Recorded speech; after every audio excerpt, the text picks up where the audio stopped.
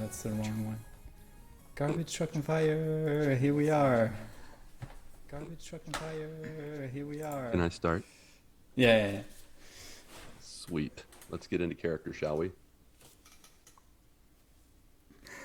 3, 2, 1. Good morning, my brothers and sisters. On this, our third spoiler cast for the GMG VGBC, or Good Morning Guys Video Game Book Club. Thank you so much for joining us on this fine morning, afternoon, evening, or night as we talk about one of the very best, the very fantastical, the very fanatical, the very philosophical, I don't think that's a word at all, Final Fantasy VII Remake. It's a spoiler cast, my friends. And I'm one of your two hosts tonight, the Brazilian Mountaineer and Transition Ninja. No, better yet, Transition Soldier, Lucas Hamswisher. Also with me, a special guest for the second time on a GMG VG BC SC, our resident Canadian member of Avalanche, the Grandpa Dribbler himself, with a rocket car as an arm, maybe? Rocket League car, I think that's what you would have on your arm if you could have anything. I definitely would. The nicest man I know, Kris "The Rock" Kerwin. Thanks so much. I'm really pumped to be here. This is a joy of a game and such an honor to sit here with the GMG pod again. So That's thank right. you so much. We liked you so much, we brought you back for another installment of the Spoilercast. And also, you're the only person that truly played the game and finished it during the book club. So we had to have you here. And if anything is technically wrong with the broadcast, it's entirely my fault. No, blame Marc. Marc's the one that trained you. You don't blame yourself. This is your first time doing it. You totally blame Marc. I have technical difficulty with my little buddy here. Yeah, already. You got Cloud in your pocket. I'm trying to I make got him one float cloud out. in my pocket, and there it is somewhere else. All right. Cloud hanging out with Snoopy. He's like, are they taking a nap together? Is that how that works? Yeah. For those that aren't watching, if you're on the podcast, Cloud is currently in Kris's front pocket hanging out with Snoopy. Mm-hmm. It's a crossover we always wanted but never got, and now it's happening. Just so you know, Kris, we got some people in the chats. We got Rye Fresh, who said, hey, yo. We got Hollywood Bones saying, let's go. We got Marc saying, woo, go Kris and Lucas. And, that's it. So just so you know, Marc said it was facts that we're going to blame him. He said, let us see what you've learned, young Padawan. So, Kris, Thank you. He's putting all the pressure on you. So I hope you're ready for that. I am. All right. Well, tonight we are doing a little bit of a fireside chat, just me and you. So before we get, to the nitty gritty, to the Final Fantasy, how are you? What's going on in life? Anything new? Anything noteworthy that you'd like to share? Real life or gaming? This is your chance to get personal. Wow. Well, I did we do this last time? I'm not No, sure. we didn't. This is the fireside edition. We got to make it, Sweet. nice. Right. I mean, if I could right now, I'd insert like a fire sound. Like a crackle, Yeah, I should have thought of that. Maybe I can get Patrick to help me with the post edit and just toss that in there in the background right now. Yeah. I need to get like a piece of paper and just crumple it at the microphone to say, all right, go ahead. I asked you a question.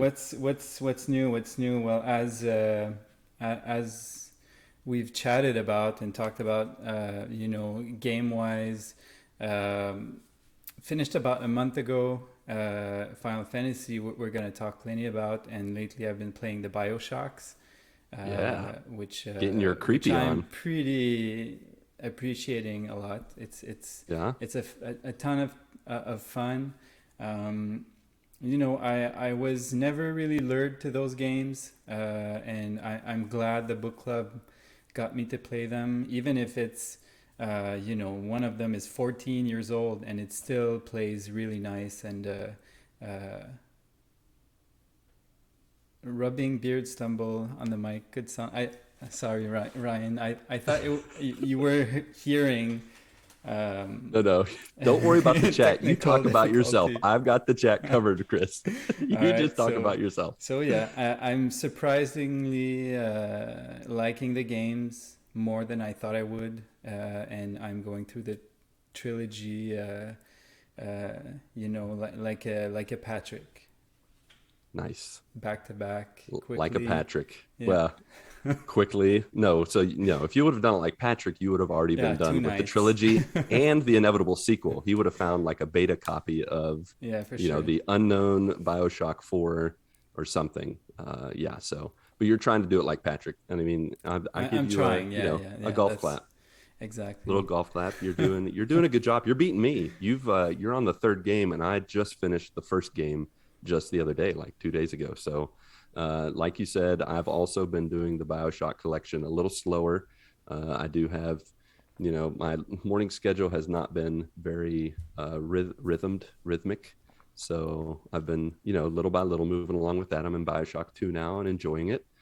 And I've been playing Dead Cells. I've been playing games with my kids. Been playing Pac-Man Championship Edition 2. Haven't mentioned that lately. That's been fun. Just been doing the adventure mode and just doing level by level. And, when I got like 5 minutes to spare. So yeah, I've just been doing that and enjoying life. But just to update you on the chat, we got Patrick said, if there isn't a typical Final Fantasy then I'll be sorely disappointed. Spoilers, Patrick. Okay, don't get the horse after the cart. No, don't get the cart before the horse. After the horse. Wait, it's got to be your bull. I don't remember. Yeah. It's already off the rails. And then Ryan, yes, he said, rubbing beard stubble on the mic could sound like paper crumpling. Did that do it? Did you hear anything? No. Oh, okay, fair enough. And then Ryan apologizes for distracting you. You know what, Ryan? No. Go ahead. He needs to toughen up. He needs to focus. Laser beam vision. I can even hide the chat, but I won't. No, don't hide the chat. Just you gotta know that when you're talking, let the other person worry about the chat. So it's all good. With that, we got to get our laser vision on the reason we are here, and that is Final Fantasy VII Remake. This is a spoiler cast, and today we want to accomplish two goals. First, we want to nerd out over one of our favorite video games of all time. And then second, we want to take our joiners, those who are listening across the Twitch or Apple Podcast or Stitcher or Spotify, today, next week, a year from now, take them on a journey through a fantastic game. That, of course, is just part one, but it's a good part one. It's a fantastic part one. So let's begin not with the remake, but let's begin by chatting a little bit about the original Final Fantasy VII on PS1. Marc is not here, so I've got to drop some facts. Are you ready to hear these facts, Kris? I am. All right, here we go. Final Fantasy VII, the original, was released in 1997. It was directed by Yoshinori Kitase and written and directed by the director himself and other writers such as Tetsuya Nomura, and composed by Nobuo Uematsu. I don't know if I said that right. I probably didn't. Perfectly. Thanks. It had a budget of $80 million, and it earned a whopping $770 million just on PS1. Lifetime sales, $1.2 billion across consoles, making it the number one of all the Final Fantasy games. Number 14 being number 2, and number 10 being number 3, neither of which I played. Did you play 14 or 10? I skipped all the online ones and the 13s, but I'm planning on playing the 13s eventually. But you did play 10, though. Yeah, I played 10. I skipped the online one, so 11 and 14. Right. You didn't play 14, but you played 10, which is number 3. I only played like the first half of 10. It was. I almost gave up when they did that fake laugh at some point in the game. I was like, really? Is this what I signed up for? I'm not sure. But yeah. But they were in Final Fantasy X's defense. They were on purpose trying to fake laugh. All right, you can explain it all you want. It's awful. It's awful. It's an awful moment. Scene out of context as if it's really bad acting, but it's not. It's like they're trying to make the good out of a bad situation. Fake it until you make it. Like that runner who beat Kipchoge beat the marathon. He did a marathon sub 2 hours, and he was smiling the whole time.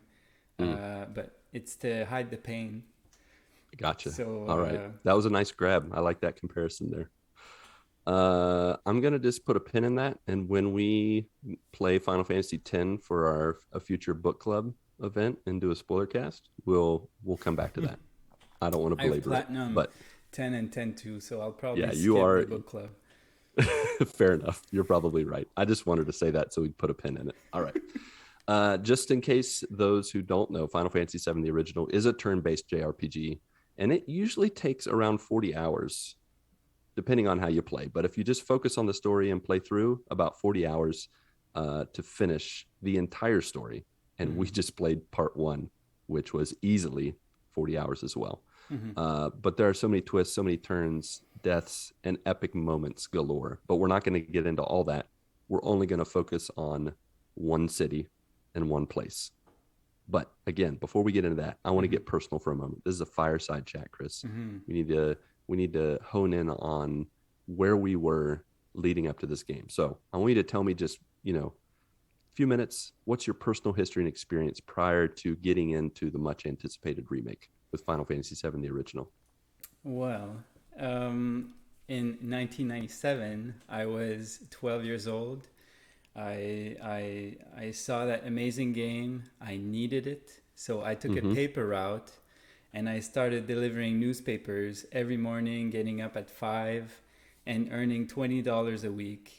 And that was a lot of work, for not a lot of money. And did it week after week until I was able to get a PS1, a Final Fantasy VII copy, and a memory card. Nice. So now, one thing I need to note before we get into you buying this, the newspaper company totally made bank off of you, only paying you $20 a week. It used to be a bunch of kids like me doing that. Yeah. They really, that was smart. It's like what's that story about the orphan where they have a bunch of kids that do their dirty work for them and run around the streets? It's like, it's not Little Orphan Annie, it's The Boy. Do you remember that one by Charles Dickens? Shoot, I wish my wife were here. She'd remember. But anyways, that was you. You were one of those kids running around, tossing newspapers at windows. Anywho, so you made the money you needed. And you bought it. At Christmas, some old lady would give me a huge Christmas tip. Here's $1. Nice. Just so you know, Marc fact, it's called Oliver Twist. I knew that. I just forgot. Yes. You're a little old Canadian Oliver Twist there. Eh? That's cool. Yeah. All right. So anyways, you bought Final Fantasy VII. I did, and it was glorious, man. Like for the time, I had played Final Fantasies before on Nintendo and on the Super Nintendo, and I was a huge fan. But this was going from a little sprite game to something 3D and something huge, and that was all we were talking about in school. You'd hurry back to go play at home, and then you'd hurry back to school to talk about it with your friends, and it was really, really something special, in that period. And I remember thinking, man, they could write a book about the story and the lore of this game, and people would eat it up. Like it was really, really good, and some of the graphics. For sure don't hold up as well, but it was like the big square beef hands they had big eyes and no mouth. Right. They were talking by moving their head, and you knew what they were saying. And it's crazy to think how much we connected with those characters, and how mispronounced words in their names, as we'll get to later. Yeah. And how much feeling they could convey with those ugly graphics for the character. How much you would connect and feel for the guy when he was shaking, and it's really, really something for the time. And the backgrounds were beautiful, the pre-rendered backgrounds. So they made something awesome what they could with the technology they had, and it was amazing, seriously. Yeah, those backgrounds were like, I don't know, like Picasso or Rembrandt had painted them, and then the characters they made were like little, stick figures. What are those called? Little stick figures, or like you think of Forky or Sporky or whatever his name is, like he's the character or those pipe cleaners, like you just tie them together to make the characters. That's pretty much what it was like. Yeah. Where were you? So So I played it the year it came out, and I actually hadn't played a Final Fantasy before. And the only reason I knew about it was because I got a demo disc and played that first mission over and over and over again. It was kind of like for you Bible readers out there are a number of us out there who have read Genesis, Exodus, and like the first couple chapters of Leviticus at least 30 times before we read anywhere past it, because you get so far and then you restart because you haven't read in a long time. But with this demo, I loved it so much, I would just play it over and over again to see what would happen. I would set the timer at different times. I would let the timer run out to see, I explored every nook and cranny, even though there wasn't really that much stuff to see in the level. That first bomb mission, I played it so much. And once I finally got the game and it opened up, oh my gosh. I mean, I played for, I think, 75 hours in my first or maybe my second playthrough when I did a complete playthrough, reached level 99. I got the golden chocobo. Of course, using a guide. I was not that patient of a kid. When that game came out, I was 13 years old. No, 1997, doing the math, 14 years old, I think. I was like 14, 15 years old. And I didn't have the patience for it, but I did use a guide, and 75 hours later, like 100% of the game, beat every boss, did everything. And I loved it. It was my favorite at that time, my favorite game of all time. And even to this day, the original holds a very special place in my heart. About the golden chocobo, there was a little guy, I think it was a wizard with a wizard hat. I'm not entirely sure, but he was telling you bits by bits. Every time you'd go see him, he'd give you a sentence or two how to do it. And we took like a book like this, and nice. we wrote everything down by hand, and we kudos figured to you. It out this way. But in my second playthrough, I wanted to get everything, so I used my dad's printer and I printed a guide. And that's nice. Crazy. It's like 1,000 Did your dad pages. Did your dad know that you printed that guide? I don't remember him being mad. I don't know if because he didn't know. That's why you just like printed it. You're like, I don't know what happened, Dad. I don't know why we used all of our ink. Two cartridges of ink. That's awesome. Yeah. That's a baller move right there. That's awesome. So today we are, of course, not just talking about the OG. We're talking about the remake. That is part one of a multi-part interpretation, reimagining, remake that takes place in the city of Midgar, which originally only took around, I don't know how long it took you, but for me, probably around 6-7 hours to get through the city of Midgar. I think longer. Like I'm still a slow gamer, and imagine back when my English was really iffy. Right, so, that's true. Yeah, that's something else. I remember you telling me that, like, you played this game in English, right? But you didn't understand what was being said. No. Those are the earlier games, like Final Fantasy. We used to call it 2, but it's Final Fantasy 4 in Japan. Oh, right. Yeah. Or and then like Final Fantasy 6. Secret of Mana and stuff like that. I would call my friends' older brothers, explain what I just did, and they would tell me where to go next. I must have been the most annoying kid ever. So in Final Fantasy VII, you kind of knew what was going on. You could read decently and keep up. It just took a little time. Yes. Fair enough. I just imagine you like with a dictionary. You're like, okay, what is materia? Where's that in the dictionary? Let's see if I can figure this out. Yeah, cool. Well, this Final Fantasy remake, I don't know how you felt when this happened, but it was originally announced in 2015, and I lost my mind. I was very excited. And then 5 years later, it was released in April of 2020 of last year.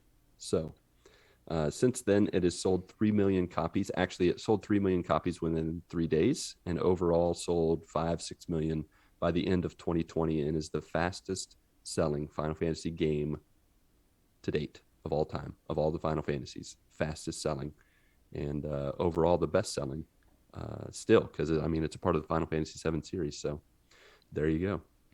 All right, that concludes our little facts, our little trip down memory lane. Now we're going to get into the main event, the spoiler cast. But first, another caveat. we got to give a spoiler-free review to those who have not experienced the game, just in case you somehow accidentally stumbled upon this spoiler cast and you're listening like, this sounds fun. If you haven't played the game, please go play it. I will say that we're gonna try to cover all the chapters, some of them briefly, some we're gonna draw out a little much because there's a lot that happens. So you can listen along and experience the game and story with us, but it's really best if you go back and experience the game, then, you know, just put a little pin in this, pause it, and then come back and you can listen later. But if you just want to jump into it here in a little bit, once we give our spoiler-free review, we will give spoiler-free detail or spoiler-filled details. So let's start with our overall thoughts, our spoiler-free review. Kris, as the guest, I'm going to let you go ahead if you're good with that to share your spoiler-free review. Thanks, Coach. Sure. Okay, so before I played the game, you know, you were pretty confident it would top. My two favorite games ever were Xenogears on PS1 and Final Fantasy VII. Those were the days. Those were, you know, the beefy, really good RPGs, and it's with nostalgia and everything. So they're hard to displace. So I went in this game with high expectations, and because also the vibe around the game was right, really good. People were pleasantly surprised. It's hard to trust that you can remake some amazing classic and that people are going to eat it up. So it was for sure a hard task. And I remember when I started playing it, you jumped in the stream for the first time I played, and it was, you know, the graphics are insane. It's beautiful, but it's almost as what you remember. So because, you know, with time, you remember things better than they were.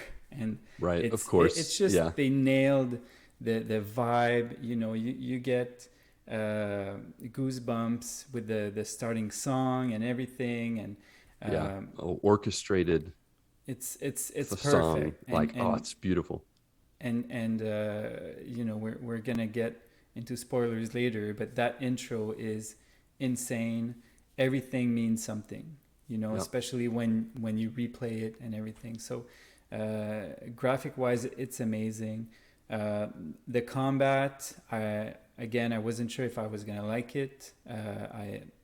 I find turn-based totally fine. Personally, I don't dislike it, but you know, it takes a bit of time to understand. You know, I was getting beat up, and you kept telling me to heal, and there's a learning curve to that game. Heal. Hurry, Kris. I know there's a delay. You need to heal now. You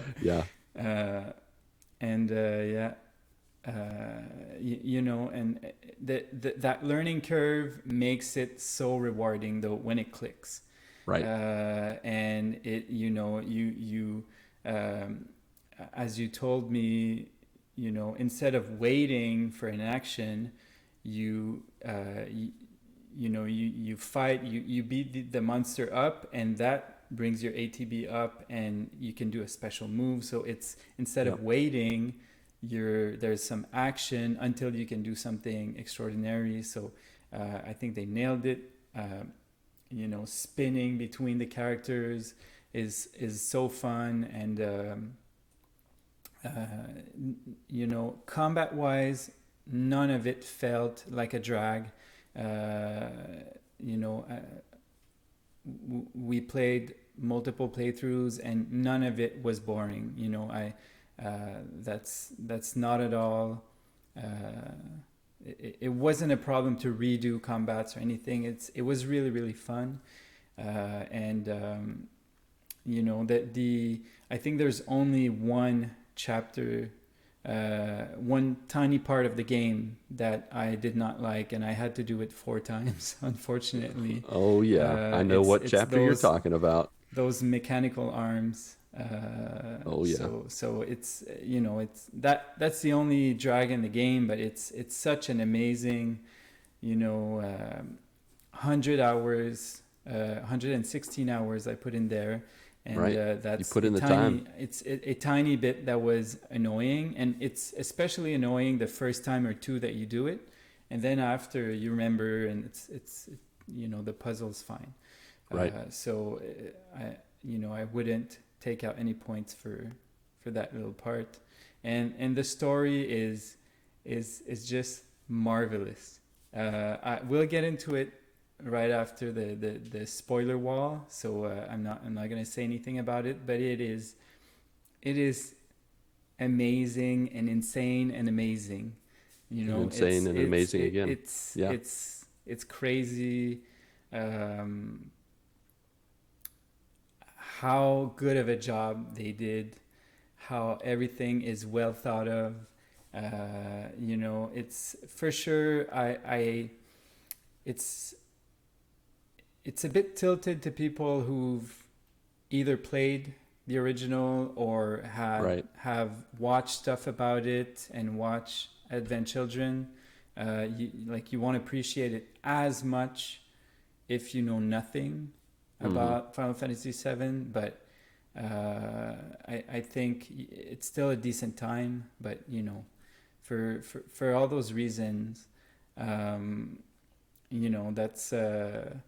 that's definitely a 10 black materia out of 10. Ooh. For me. Ooh, I like your little black materia rating. All right, all right. And some people are like, black materia, what's that? Well, you're gonna have to wait. All right, 10 out of 10. I like it. I like it a lot. So this remake, I went in with tempered expectations just because I know that remakes can really be hit or miss, whatever, not remastered, but remakes where they're taking it and they're like, I don't know, like how much of a spin are they going to put on this or whatever. But in my opinion, a story that I really enjoyed, that to me was like almost like a fun graphic novel or comic book, like just really fun to look at the time and enjoy and play. It went from being a comic to a novel, like the beginning of an epic novel where there's so much meat, so much to chew on, so much to pay attention to and grab. This story is just fantastic, and to think that it's just the start of the story makes me even more excited, because now we've gone from making this like a graphic novel comic book to an epic, like 3, 4, who knows how many part story that's going to have so much character development. I mean, talking about the characters in this game, it went from 1 to 2 note characters, like some characters you couldn't care less about. Some of the main ones, of course, they developed, but I feel like every character, like in terms of in terms of Avalanche members, in terms, of course, of your main people, they went to pure 3-dimensional characters. Every main character had a part to play in the story, in the battle system, and the remake actually made me care about some of the Avalanche side characters that in the first game, like in the original game, I couldn't care less about. Like, I'm just like, who are these goofballs that are just trying to run around and like get in the way of the people I'm playing as? And speaking of the people I'm playing as, the battle system, like you mentioned, it went from a turn-based like checkers or chess situation to like all action Harry Potter wizard chess on steroids, like mixing the old and the new, making that, like you said, the ATB representing hits instead of time was genius to me. Like, it, instead of being like looking at your clock and being like, well, I got to wait for the time to fill up, you just beat that clock into submission and you get another move. And I feel like and then in hard mode, when you played it the second time, they perfected the battle system to where I think every JRPG, most RPGs should incorporate this fighting style, this battle system in some way. I think the upgrade system made every person and every weapon important. No more just buying new stuff and then selling off the old stuff. Each weapon could service a particular build based on the fight. Everything stayed relevant. Of course, I always wonder, when you keep all that stuff, where do they keep all their weapons? Like, is it just like a big, huge backpack? Is there somebody back there? Is it a magical, like Hermione Granger's little bag with the little stuff everything's in that little bag? I like to think that in the next part, maybe part 2 or part 3, they're going to incorporate some of that Final Fantasy VII Advent Children multiple blades in one blade. Wouldn't that be cool? And then it splits off Yeah. into multiple parts. That would be sweet. Yeah. For those who don't know, Advent Children, which we will reference later on, is a sequel actually to Final Fantasy VII, and is maybe touched on in Final Fantasy Remake Part 1, but we're going to talk about that. It's a movie, it's not later. A game. It is a movie, yes. Thank you for clarifying. That is a movie that Kris and I definitely love. And then finally, the last thing I want to say, spoiler-free, the music and the graphics, it tipped the scales for wonder and feels. Like, it didn't just make me feel nostalgic, it hit me in the feels. I mean, there was a couple moments, like landing in the flowers in the church, that I stood there. I didn't press anything. I just listened to the music and took in the moment, and it was magical. So after all that, saying all those nice things, I mean, it's 10 out of 10. 10 out of 10 JRPG surprise sounds. So that is my spoiler-free review. That is our spoiler-free reviews. And so with that, I think it's time to jump into spoiler territory. So you are warned, you joiners, you listeners, you who have been with us to this point and have stuck around for the intro and the, talking about things on the surface. Now it's time to get in the nitty gritty. Now we've just begun to crack those knuckles, get ready. This is your last chance to jump off the train to Midgar, because that's where we're going right now. Right now. Are you ready, Kris? I am. And the spoiler sign is up. All right, fantastic. Let's do it. I don't know. We don't really have a transition song for spoilers. Spoilers. All right. I hope you're ready. So we join a guy by the name of Cloud Strife. He's a spiky-haired blonde merc helping a terrorist group called Avalanche to blow up a Midgar reactor. One of the 8 or 9. I can't remember how many reactors there are. But in this beginning chapter, we get to meet a few people. For us, it was a reunion of sorts of old friends. You get me? A reunion. Okay. So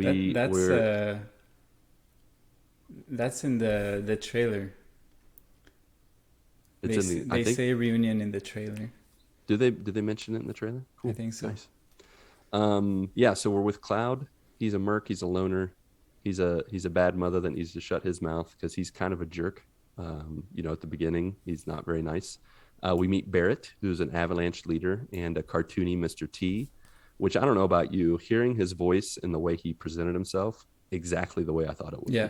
And should be. No less. They nailed it. Yeah. I will say that he said 2 words that I was like, wait, what? He said Mako and Tifa. Well, I think it was Tifa, yeah. Yeah. And I was like, wait, it's not Mako and Tifa? Because that's how I always pronounced it. How about you? How did you pronounce? No, I was spot on with my French Canadian English. You guys got it together. We Americans were like, Mako and Tifa? What you doing there, Tifa? Let's go get some Mako. That's what I was saying the whole time I was reading the words, because they weren't spoken in the old game. But having this game have everyone speak their parts was glorious. Yeah, and they picked the voice actors perfectly. It was fantastic. Yeah. I was surprised by some of the language. I didn't see it coming because obviously they did not write those words. They would maybe put some exclamation marks, wingdings or whatever. Yeah. They would do the wingdings in the original. But yeah, they made the language a little more mature. Yeah. I'd say definitely PG-13 and definitely a PG-13 that I didn't want my kids to listen to. So I turned off the subtitles and definitely used headphones when I would play with my kids around. Yeah. We also meet Jessie, Biggs, and Wedge. They're kind of simple, silly side characters that quote unquote help. They're just kind of there to, Jessie is like this cute girl wearing a metal halter top, very JRPG. Biggs is a Charlie Sheen cosplayer. And Wedge was a fat, blumbering doofus, pretty much. And that I went in with that mindset when they introduced him. I'm like, oh, here we go, the side characters coming at us.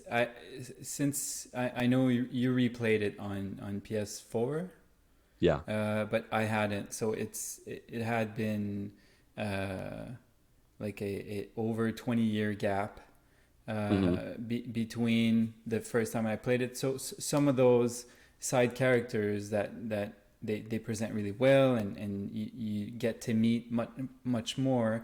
I wasn't even sure they were in the original game. That's how forgettable they were to me. Right. Like Yeah, I thought they maybe were that very was forgettable. a brand new character. I didn't know.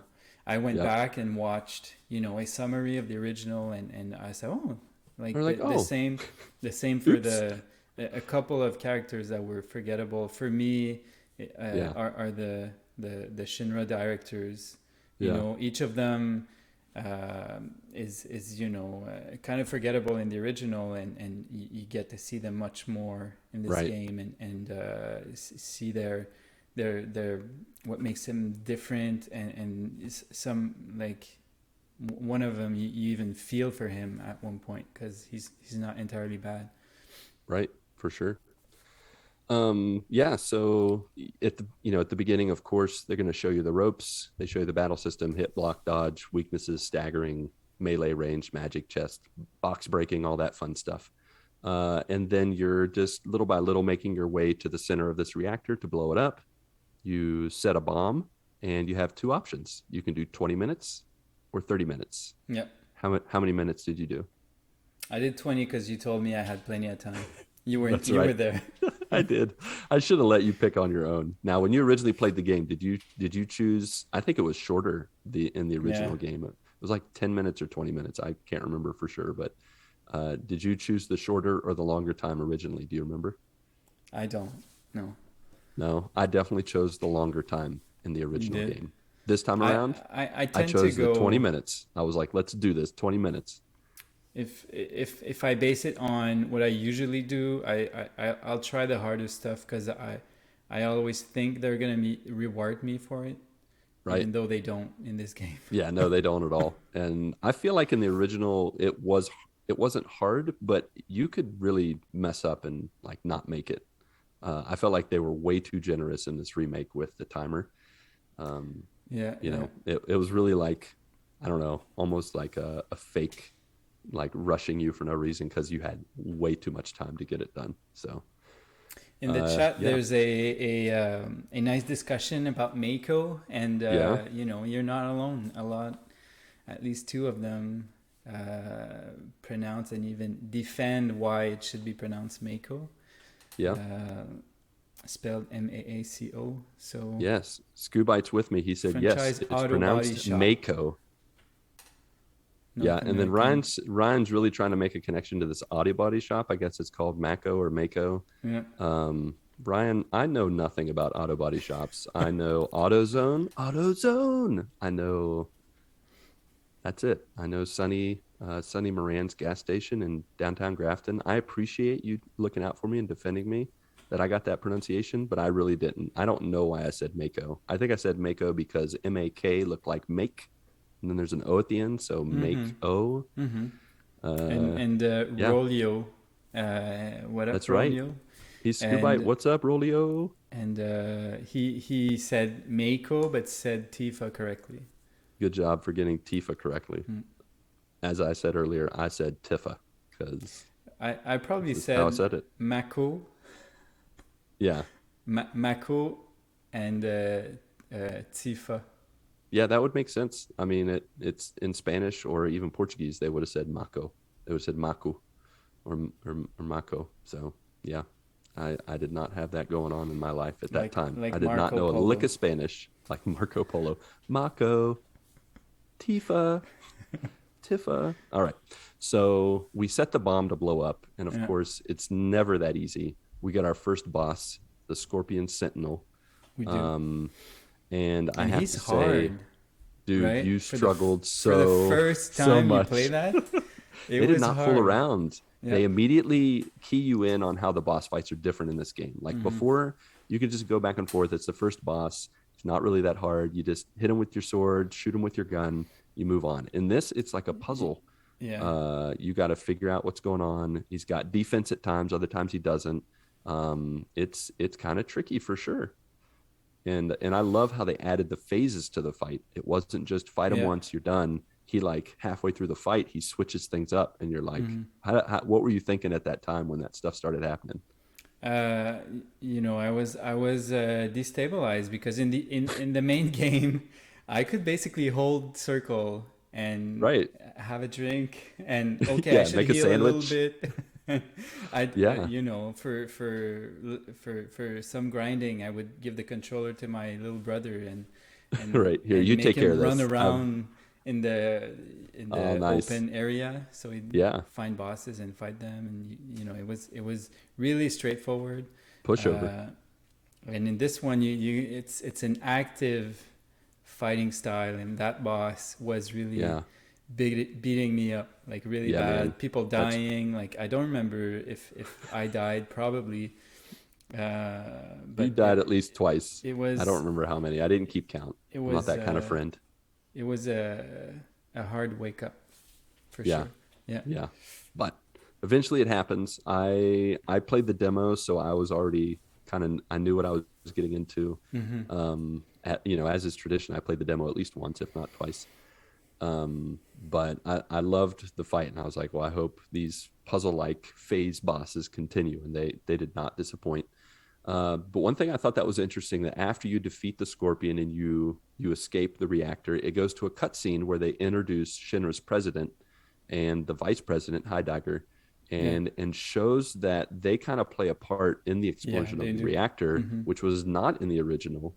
In the original, you set the bomb, you defeat the Scorpion and run away, and it blows up, Mm-hmm. causing a big mess. But in this one, their bomb's not actually very effective. And so the president and vice president, they actually Yeah. program the machines to blow up the reactor even bigger. And it has effects in other areas of Midgar.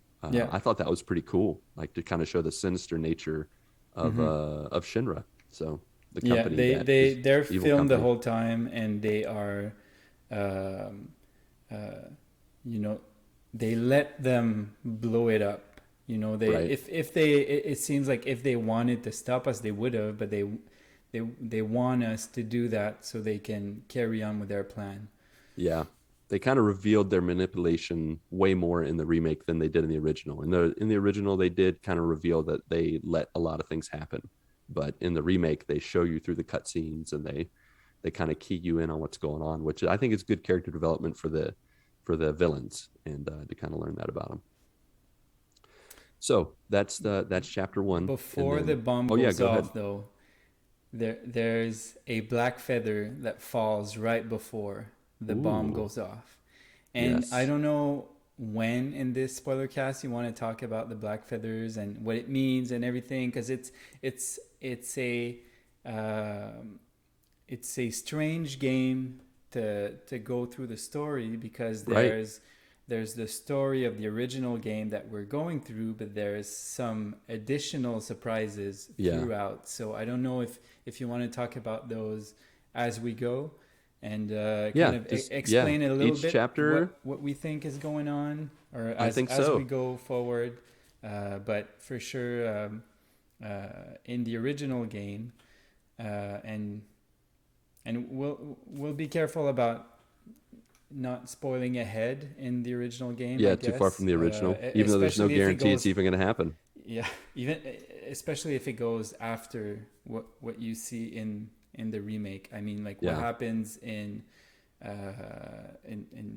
disc 2 and 3, right? right. We're gonna be, I guess, careful about that, but Well, I uh, think this is a good point to just go ahead and say spoilers. This remake is not actually a remake of the original. Kind of like God of War, maybe not quite as yeah, literal. This is actually a sequel to the original Final Fantasy. It's an alternate, almost exactly. dimension. It's like if the original Final Fantasy VII was in Earth 66 or Earth 1 or Gaia 1 or Gaia Hmm. 66. This is Gaia 2, Yeah. Gaia 67, whatever you want to call it. It's like a different reality where Hmm. things are kind of happening a little differently. And so, yes, in each chapter, there are moments where something happens different. And I don't know about you. In the first chapter, I thought I was just playing a remake of the original game. And I Oh, did think it was weird that the feather popped down. And so you I go ahead and am explain I what the am feather's all about. completely clueless. You know, I am not the one who's gonna understand stuff first in movies or games. So I was clueless. I you know, it's in chapter 18.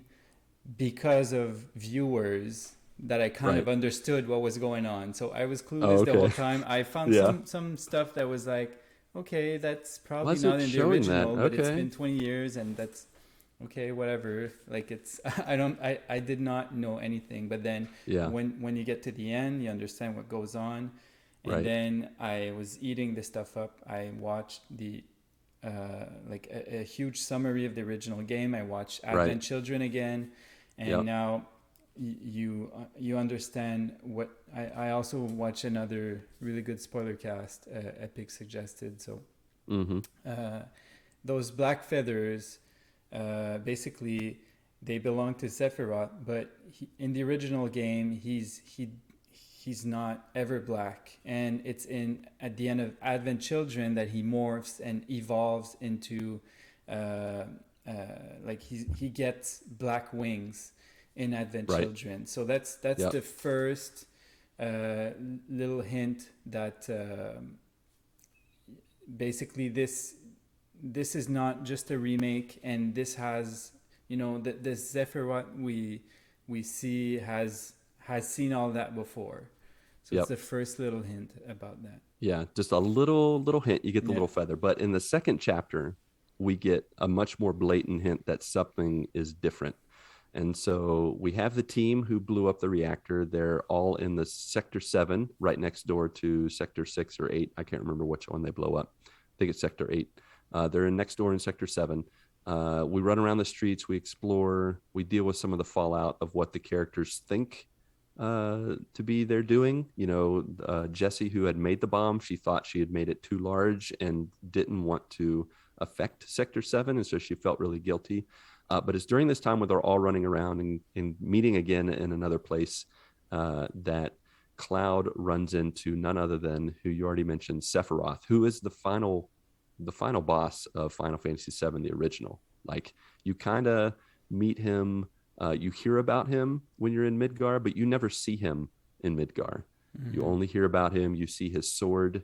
I think you hear people talk about him, but it's not until Yeah. outside of Midgar Yeah. later on in the game that you actually see him. He's some And really so, famous soldier, and when yeah, Cloud is a kid, he wants to be just like Sephiroth. He's like a right. war He was hero. like the Michael Jordan of the military. Yeah. Like, he was the man. Everybody idolized him, loved him, and like you said, Cloud wanted to be him. And so in this game, in the remake, he all of a sudden pops up and starts talking to you, Yeah. like in a fiery vision. Like, the city is burning around Cloud, and it flashes actually to Cloud's hometown, and then it goes back to the city. And Sephiroth is saying all these cryptic phrases and words, asking for a favor. None of that was the original. And this is at this point where I'm like, something is going on. This is not supposed to happen yet. Like, Sephiroth's not even supposed to be in the picture yet. And so this is when I first started seeing Yeah. this.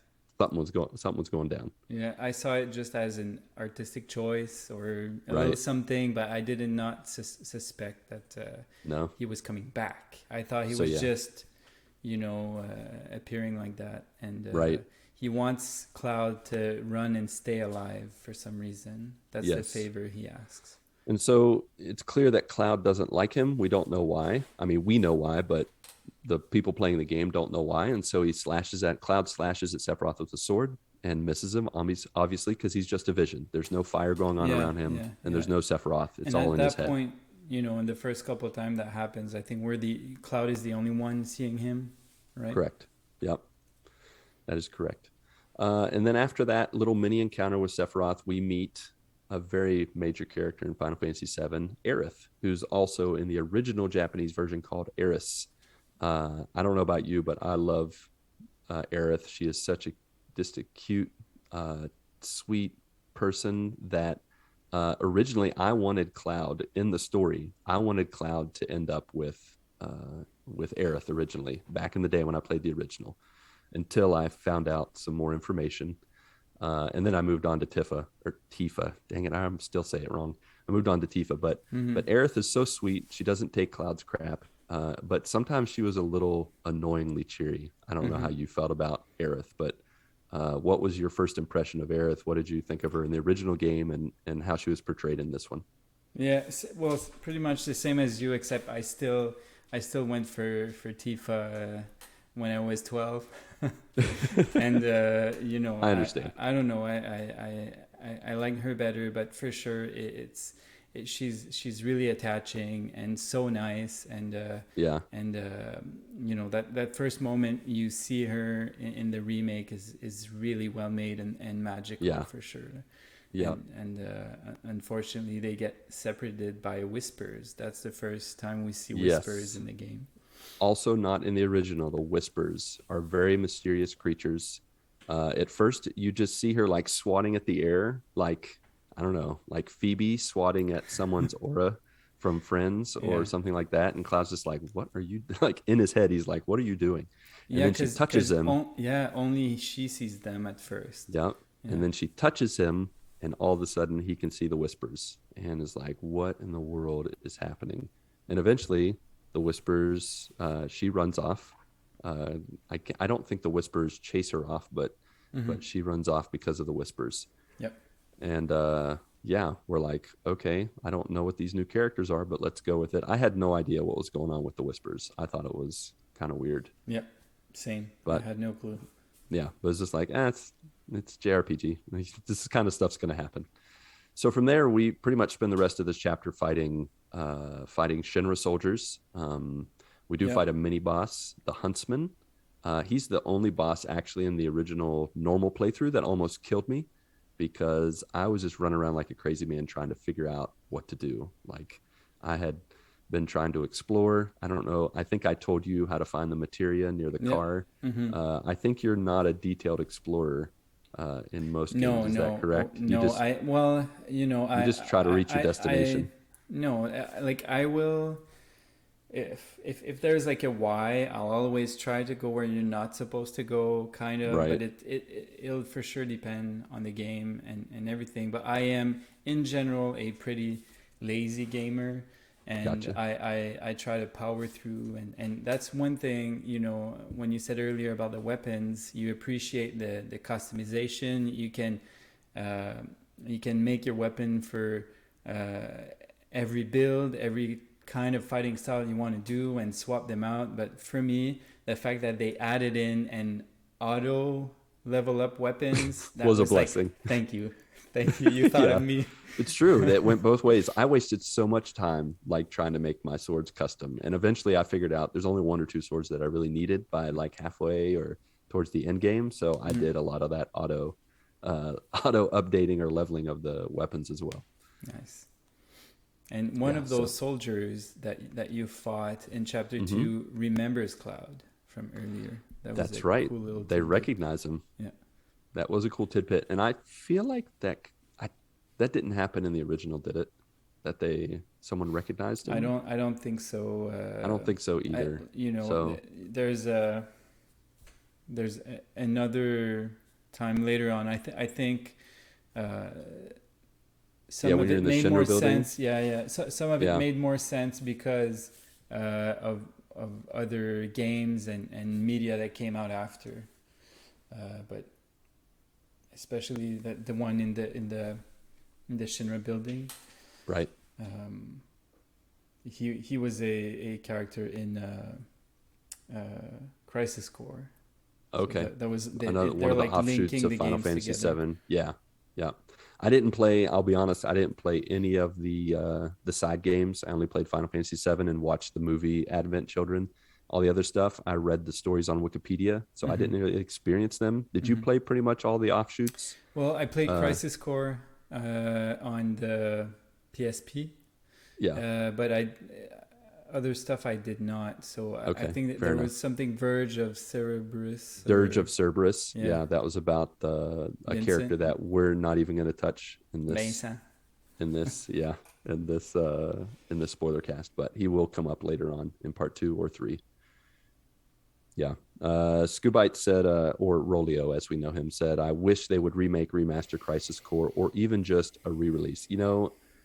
I wouldn't be surprised if they did that at some point. I mean, if especially the way this remake has really shot off and this sold so well, I wouldn't be surprised if they got somebody working on it. So Either that or they may weave it in They could. the Yeah, parts. that's true. I mean, either way, we're waiting 10 years. So, but we'll save that for later on to talk about when we think what's going to happen in the future. So after chapter 2, we get into chapter 3, and we've arrived at Seventh Heaven in the Sector 7 slums. It's here that we get to meet Tifa. And as you insinuated, and I kind of shared that eventually I grew to love her as a character, and of course really want her and Cloud to be, a thing.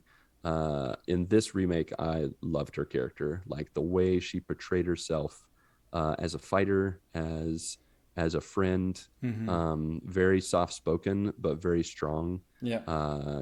She's not bad to look at, if I say so myself, but they I make her remember a very Rafa very powerful popped character. He popped in at that point, and he chatted like oh yeah, what a character, Tifa. We all even at 12 with those clunky graphics, I was falling in love with that Lego character. So that Lego character. Yeah. So yeah, very much a Lego character. She's really something, and she's got a huge moral compass too. Yeah. Yep. She's really, really nice person and amazing character. Yeah, I think they did her really well. Yeah, in the remake, they really hit on the fact that, she's a part of this terrorist group to stop, evil Shinra Corporation, but at the same time, she cares for people all across the board. She wants to care for them. And yet at the same time, as they hit on later on, that she wants to avenge her father's death, and who she blames Shinra for. And, we don't get a lot of context in this for what happens, but we get some flashbacks later on and kind of get an idea of how she feels like Shinra has taken everything from her. So what an excellent character, even better in the remake. Another character that we get to meet is Chadley, who is not in the original Final Fantasy VII, but he's kind of like your go-to materia expert. He's the one that introduces materia to you and introduces summons, and through him you get to upgrade stuff and go on little missions to collect something, or use the assess materia or whatever. Did you have a favorite summon that you like to use during your battles, or did you just use whatever was attached? For sure, it was definitely Bahamut. And it's hard to not use the dragon, the big old dragon. Those summons were like a love and hate relationship. I miss the fact that they did not do any animation when they arrive. It's not as huge. They kind of arrive and it used to be, and then they just fight alongside you. Yeah, it used to be a crazy thing to summon them and watch the animation the artist made. Oh yeah, it was epic. After a while, it used to be a bit annoying. And in some of the Final Fantasy games, you have an option for the quick animation that goes way quicker. To skip it. Yeah. But I guess I would have liked at least the first time for their appearance to be a bit more. Right. I mean, they had like a little animation for them to enter, but then they just became another character, and you were focused on your character. So I totally get that. That was kind of a bummer. And maybe in part 2 they'll add a little more animation. I mean, that Bahamut laser beam, or maybe that was like the ultimate Bahamut. Were there multiple? There was like two Bahamuts, right? Or three, two or three. Yeah. I still remember the best one where he like pretty much flies above the earth and then shoots a giant laser beam from space. Yeah. Oh, that was so cool back in the day. I would say I'd say runner up, honorable mention to Fat Chocobo. Like, I got a soft spot for that big old chubby guy, like just plopping down, and he's such like an interrupter and he's got his little Mogs with him, or is it Mogs? Moogles. He's got his little Moogles with him, his little henchmen, to kind of help him out. And that was my other favorite summon. That's one I mispronounce. I used to call them Muggles. Yeah, no, that's those are people that can't do magic. Come on, Kris, you should know better. That was pre-Harry Potter. I was just kidding. So Chadley gives you some side quests, and you go on a little side quest errands, a list of errands with Tifa. And, you fight some monsters, you kill some rats, some drakes, some mutant dogs, you go cat searching. How did you feel about those first side jobs? I think the first ones are the most underwhelming, and They really are.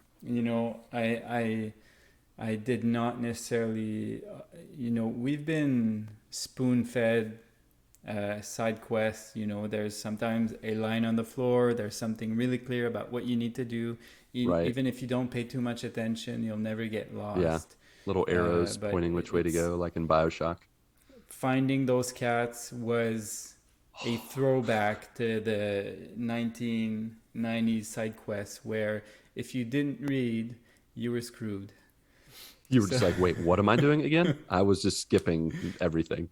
Yeah, so that's true. Yeah, they're not the best, but now that we talk about it, I remember it being like not the best, but as you go to, as you complete the game and you do more and more, and you have to 100% everything to get the platinum, they made more sense.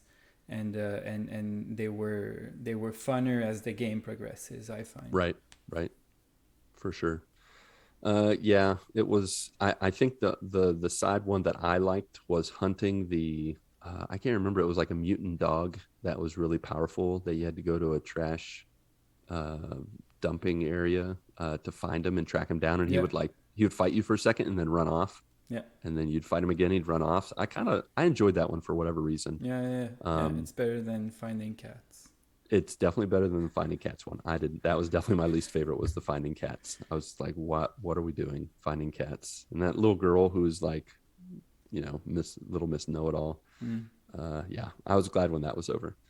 But once you do all the side missions, you not only, raise your rep, how the area, how the slums look at you in Sector 7. You make friends with like the weapon guy who at the beginning is like, I'm not selling you nothing, get out of here. And then at the end he's like, oh, whatever you need, man, you're the best. Absolutely. And Cloud's only motivation at this point is money, right? So he does. Again, he's being a jerk. He's doing side quests so that people will give him work. Exactly. He's trying to get known for money. Just doing the job, not trying to help you losers. Pretty much. He's like, he's a big jerk face. But one payoff from doing all the side quests is you get to have a side conversation with Tifa, and you get to pick out her dress for their eventual date that they're going to go on. And so you were given 3 options. I think you were given mature option, exotic option, and casual. I don't remember the third option, honestly.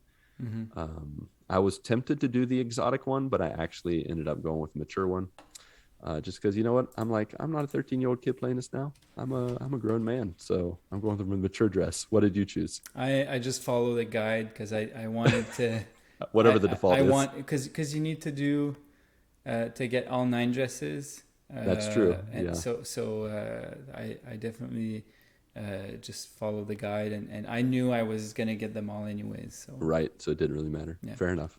All right, thanks for sucking the fun out of that question. We'll move on. I'm just kidding. I love you. All right. Too. So after this little errand running with Tifa, we're like, I don't know about you, but I'm like, okay, next we're gonna go on the next job and we're gonna blow up the next reactor, right?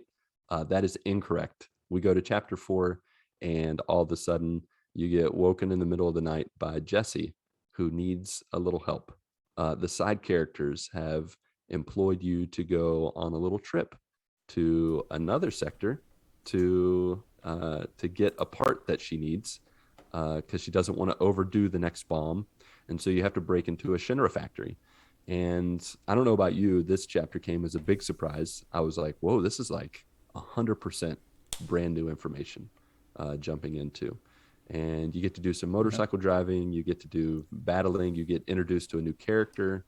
It's all pretty cool. What did you think of this new chapter, and how excited were you to just do something totally original? That's like the start of when you see they're going deeper in those side characters from Avalanche, and you're gonna learn more about everybody, and I mean, you discover that Jessie was an aspiring actress, and that her dad was hurt in a awesome coma too. Seriously, like she's really cool. They made them so likable, all three of them, you know, and right. And the additional, it's like a fun one. You don't get on motorcycles until the end of Midgar in the original game. Right, exactly. That was fun, and it was way less clunky than the original motorcycle driving, because the original was just like you press the button 5 times and Cloud would slash 1 time. At least in this one, you had moves. You had a special move. I really enjoyed getting to ride the motorcycle. And didn't we get to redo that 100 times in those arcades later on in the original game? For sure. The motorcycle game was there too. Yeah, right? You could do it, but it didn't feel the same as the real Midgar. You know, at the end of Midgar section. Mm-hmm. But yeah, you could do it as many times as you wanted to in the arcade of Gold Saucer.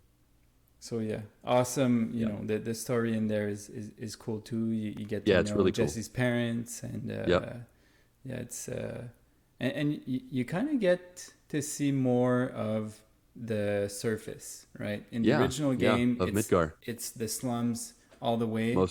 And you're at the bottom. You kind of see really the it's like a suburb area.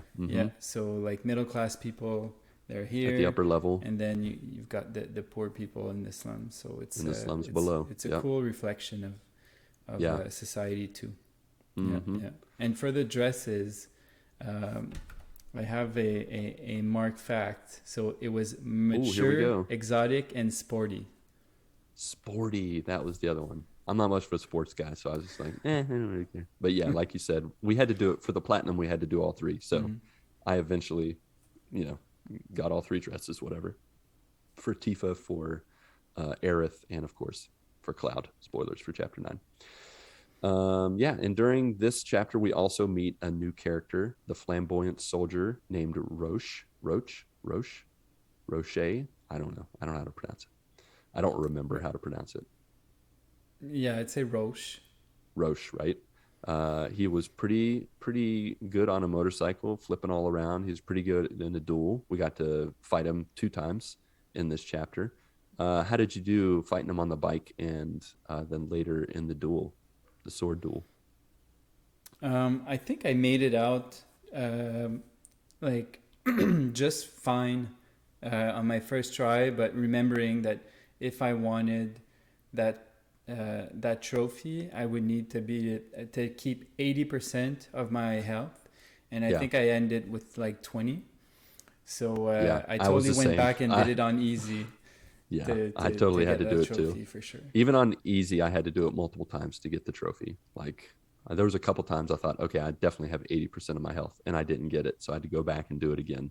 I struggled sometimes with the motorcycle not getting hit by stuff.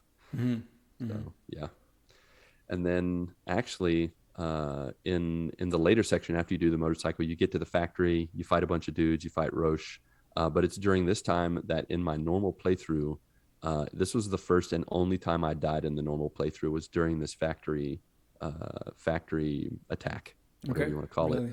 And it's because I didn't know how to parry yet. Like I didn't know how to really block or parry moves. And those shock troopers that jump around and you miss them all the time when you're swinging at them, I did not know how to deal with them. And then at the same time, those side rockets were just overwhelming me, and I definitely died. That was the one time in normal. Not to brag or anything, only 5 chapters after me. That's all. So Jessie, and Biggs and Wedge, they all do their part. They run distraction. And like I said, you fight Roche in a duel.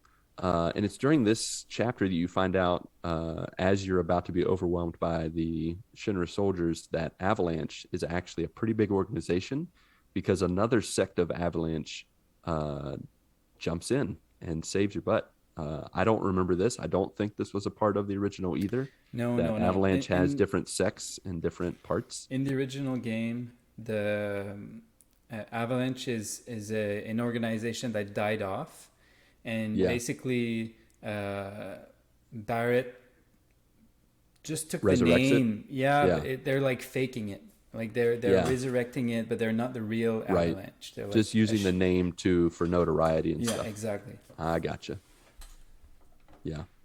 So that was pretty cool. They kind of made it sound like when you talk to the Avalanche members really quick in the heat of battle, like they make a mention like that Barrett is actually an extreme sect of Avalanche, and or maybe the ones fighting for you, they're the extreme. I don't remember which is which. One of them is extreme, one of them is normal.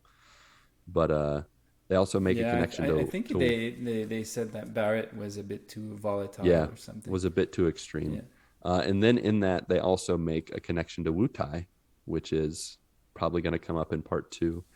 That there's something sinister going on there, but we won't really focus too much on that because there's not much really to say about it. But yeah, so did you do all right with the fight against Roche when you had the sword duel? You survived okay? Yeah, good. I think so. Good job. I think I did too. He wasn't too bad. And we're at the end of chapter 4, right? Yeah, into chapter 4. So that's also when the Whispers injure Jessie, because the original plan was to Cloud not to go to the second reactor. That's then right. The Whispers mess with what's happening naturally in the game, and they make sure Jessie cannot go to the reactor. Right. Between chapters 4 and 5, or I think at the beginning of 5, the Whispers attack like the whole Sector 7 slums, and like you said, they injure Jessie and make sure that the right people, at the time you don't really understand what's going on, but to make sure the right people are going to the next sector, to I think it's reactor 5 to blow that up. So that's where if you're smarter than me, you start to see where something's going on. Those Whispers are really trying to force whatever happened in the original game to happen. So it's the remake try to do its own thing, its own timeline, but the Whispers are there to guide the narrative the way it's supposed to go. To push it on its destiny, and destiny being the original game. Yep. So from there, the original team from the original game, they ride the train. You learn more about Shinra. You arrive in the train tunnel, fight some machines, fight some Shinra soldiers. Nothing really major in chapter 5. And even going into chapter 6, we wind up on like the in between the upper level of sector 5 and the lower sector, where we're turning off lights, which actually give light and heat to the slums below.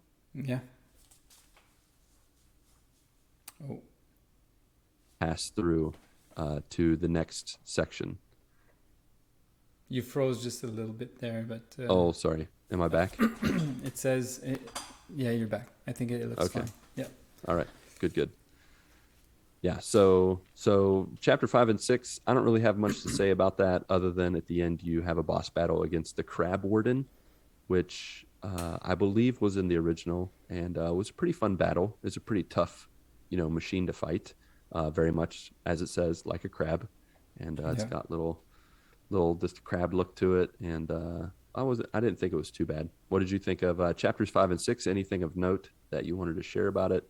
No, I don't remember. Like, was it that big of a detour to get to the second reactor in the original I mean, it took game? some time because you had to ride the train. You remember during the train they do the checks, and then they have to bail off the train, and then they have to travel. Now the light section in chapter 6 to turn off the lights, that was not in the original game. The Crab Warden was later on, the machine that you fight. But yeah, so that was kind of new stuff. Yeah. But you learn like Barrett's afraid of heights. At this point you can find your first non-Chadley summon materia. You can find I think it was the Chocobo Mog materia for the summon there that you could find. But other than that, nothing major in chapter 5 and 6. Yeah. Chapter 7, you go to reactor 5 and you find out you're pretty much springing a trap that you find out Shinra's been watching you the whole time. You make your way through, and you do something that's very different from the original, where you can choose what parts of your boss that's coming up, called the Airbuster. Yeah. You choose what parts you're going to allow it to have and what parts you're going to dispose of. Yeah. In preparation for the fight. What did you think of that little added wrinkle in preparation for the upcoming boss battle? I find it really, really cool that you can do that. However, I disabled the first terminal I saw. I did What not do you mean you try, disabled like, it? because you have a certain amount of cards that you can use. Right. And I guess you can choose between him having less bombs or him having, like, you choose how you're going to make him weaker. Right. But I am, I did not know. Oh, what was going on? I guess in the hard playthrough, I probably gave it a bit more thought. But the first time, for sure, I just said, like, "Are you sure you want to remove this part?" I'm like, "Yep." Just do it. Yeah. Yeah. I went for first the big buster armor, or the big buster bomb, or whatever it was called. Yeah. I didn't want that big bomb hitting me. I didn't really know what it meant, but that's what I focused on at first, and then I went for, like, I don't remember what all, there was like 3 I think you could take care of. Yeah. And the second one was, I think I worked on the directional guidance system or something, so that I just imagined, and I read later on that if you took care of the guidance system, he would miss you more, like the Airbuster machine would, droid or robot would miss you in the fight. So yeah, they put more variety and thought into bosses, definitely. yeah, for sure. So we get to the boss battle, and at first it seems like an ode to the OG boss battle, because in the OG turn-based battle you have the Airbuster in the middle, and then one person on, I think, Cloud on one side and Tifa and Barrett on another side. Yeah. And that's how the whole battle goes the whole time. And then in this battle it starts like that, but then quickly the Airbuster armor you discover can, or not armor, the Airbuster you discover can fly. And all of a sudden it's out, and Cloud can't do anything. Barrett's shooting it, and you're just kind of like, okay, now what? Yeah. I love this fight, like, not only because of the battle, but because of the music. I forgot how nostalgic and great the music is, and listening to that Airbuster battle theme, I can't think of it off the top of my head, but when I hear it, I'm like, there it is. Is it the I can't remember if it's that one or, yeah. Oh, it's so good. So good. Yeah. Any thoughts on that battle? Epic. It's a really, really good one, and the hype up to it. I find the story is really cool too, where we're being broadcasted everywhere. We're the bad guys. They basically frame us for that, and when Barrett prepare his voice because he wants to do a speech. Oh yeah, to the cameras. Yeah. He's like, here we go. I'm gonna say my speech now. You better be ready, sucker. So it's really good, and at one point I think you realize that his whole speech, like, they did not broadcast it or something. That is correct. And he got cut off. He's like an Oscar awards acceptance speech, except they cut you off right at the beginning. Yeah, and so basically, all you can do is to show everybody how you can just beat this big monster up in front of everyone. So it's it's got a lot of of meaning, and it's a totally epic fight. Show him who's boss, and you beat it. You destroy the Airbuster, and then Cloud falls to his imminent doom, or so we think. And that leads us to chapter 8, where he falls. Don't they tease you in the first reactor? Like, yes, he almost I forgot falls? to say that. And I got mixed up for a moment. I was like, wait, he's not supposed to fall this early. And they totally try to fake you out. That's true. And then he jumps back, jumps off stuff, and makes his way up. But this time he actually falls, and he falls through the roof of a church, and he meets the flower girl, Aerith. And he doesn't just meet and talk to her, he also runs into the Shinra elites called the Turks. But wait a minute. Oh, while he's falling, Yeah. I took a note. Maybe you can help me understand what I meant. But when Cloud is falling, he sees himself talking about how he got out of this with only a scraped knee, but it turns out it's Sephiroth. Like so I think they're referencing, like, he's talking the whole time he's falling, and basically he has like he definitely has a huge fall, but he's like flashing back to some other fall, which we definitely know that Sephiroth fell at some point too. Yeah. So I definitely saw like a connection there, but it turns out basically he has a fall, he's fine, but then it turns out it's Sephiroth in that fall right before chapter 7. Right. And then before we see the Turks, I don't think we want to spoil this, but from the original game, but we have a really quick flash of the holy materia. Yes. We do. Know, right after with Aerith. So it's a, that's a big moment in the original.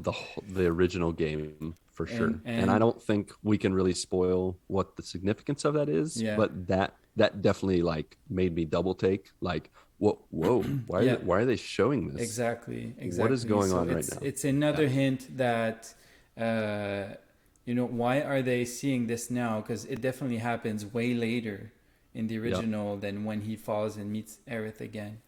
That's true. More hints. So we're landed in the church. We're talking to Arith, and then all of a sudden, who walks through the front doors but the Turks, led by Reno. This guy was definitely tough for me at first until I again had to learn how to block and parry. I really liked the Turks much more than the original, because in this one they were still kind of quirky, but they were not a joke to beat. Like, they were tough sometimes, both Reno, Rude, whether separately or together. What did you think of the Turks, their depiction, this fight? Super, like really, really cool. Stylish. Yeah, exactly. And they're like frenemies, like they're likable, and but they're still they'll be half nice to you, they're decent to Aerith, so they kind of grow on you, and they're totally cool. And obviously depicted way better than the original. In that fight, I remember him being like super quick, right? So you could avoid stuff that, like, attacks that you do, and then he had the electric baton and the electric little mines that he would toss out and zap you. Not cool. And not cool at all. Did he summon electric robots while you were fighting him? Something like that, yeah. And they would like fly around and throw out a little pulse of electricity or something. He was very annoying. And did we fight anybody in that church in the original game when we fought? I thought we did fight. I think we fought Reno originally, but he was way easier in the original game. It was not that difficult. But eventually, Cloud prevails, and we beat him both in the original and in the remake. And after that, you are in the process of escaping the church with Aerith, and who shows up in the church? The Whispers. They're back. And we're like, what are these Whispers doing everywhere? And there's lots of them, and you see a materia that you want to get to, and they prevent you from block it. It's not cool. So they block you sometimes. Other times they almost help you. I can't remember if they help you or not, or they block you, kind of prevent you from escaping too quickly, because at some point you have to rescue Aerith again by climbing up to the top and climbing the scaffolding and knocking down a chandelier and that kind of stuff. And walking on the scaffolding is definitely in the original. Yeah, that's definitely original. Made sure that happened. Yeah, that's really cool. But after that, we escaped the church. We battled some monsters for a bit. We arrive in the Sector 5 slums. We do some more side missions. Thankfully, these are a little more interesting. We help some slum kids and do a bunch of random stuff. Those conversations when you're escaping, and even what they say while you battle is really really funny with Aerith. That's where you get like you get to know her and how you do. I don't know how to say, but she's super cocky, but in a funny way. In like a cute little tee sort of way. Yes, like for example, when they fight, they said I don't know, like the stronger one really needs to be in front and the weaker one in the back, and she says like, oh, so that means I need to stand in front. Yeah. And this is also during the time where she refers to him as her bodyguard, like kind of starts that little back and forth where she's like, thank you for being my bodyguard. Exactly. And he wouldn't mind because he wants jobs and money. But exactly. His only pay is a date with her, so she's super cocky, assuming that she's worth a whole day of him being a bodyguard for a date. So it's super funny. Yep. From there, once you do all the side quests, this helps lead to Aerith's future dress, one of her dresses in Chapter 9. You do also run into a second Turk called Rude, who's got cool sunglasses, shaved head, suit.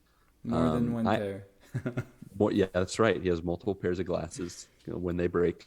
I will say that I accidentally triggered the Rude fight very early. I was like exploring for side quests, hadn't finished them, and I accidentally ran into him and fought him. Thankfully, I was prepared, just barely, but I definitely, took him down. He was no joke either. He was tough. Like he wailed on Cloud a lot of times for me.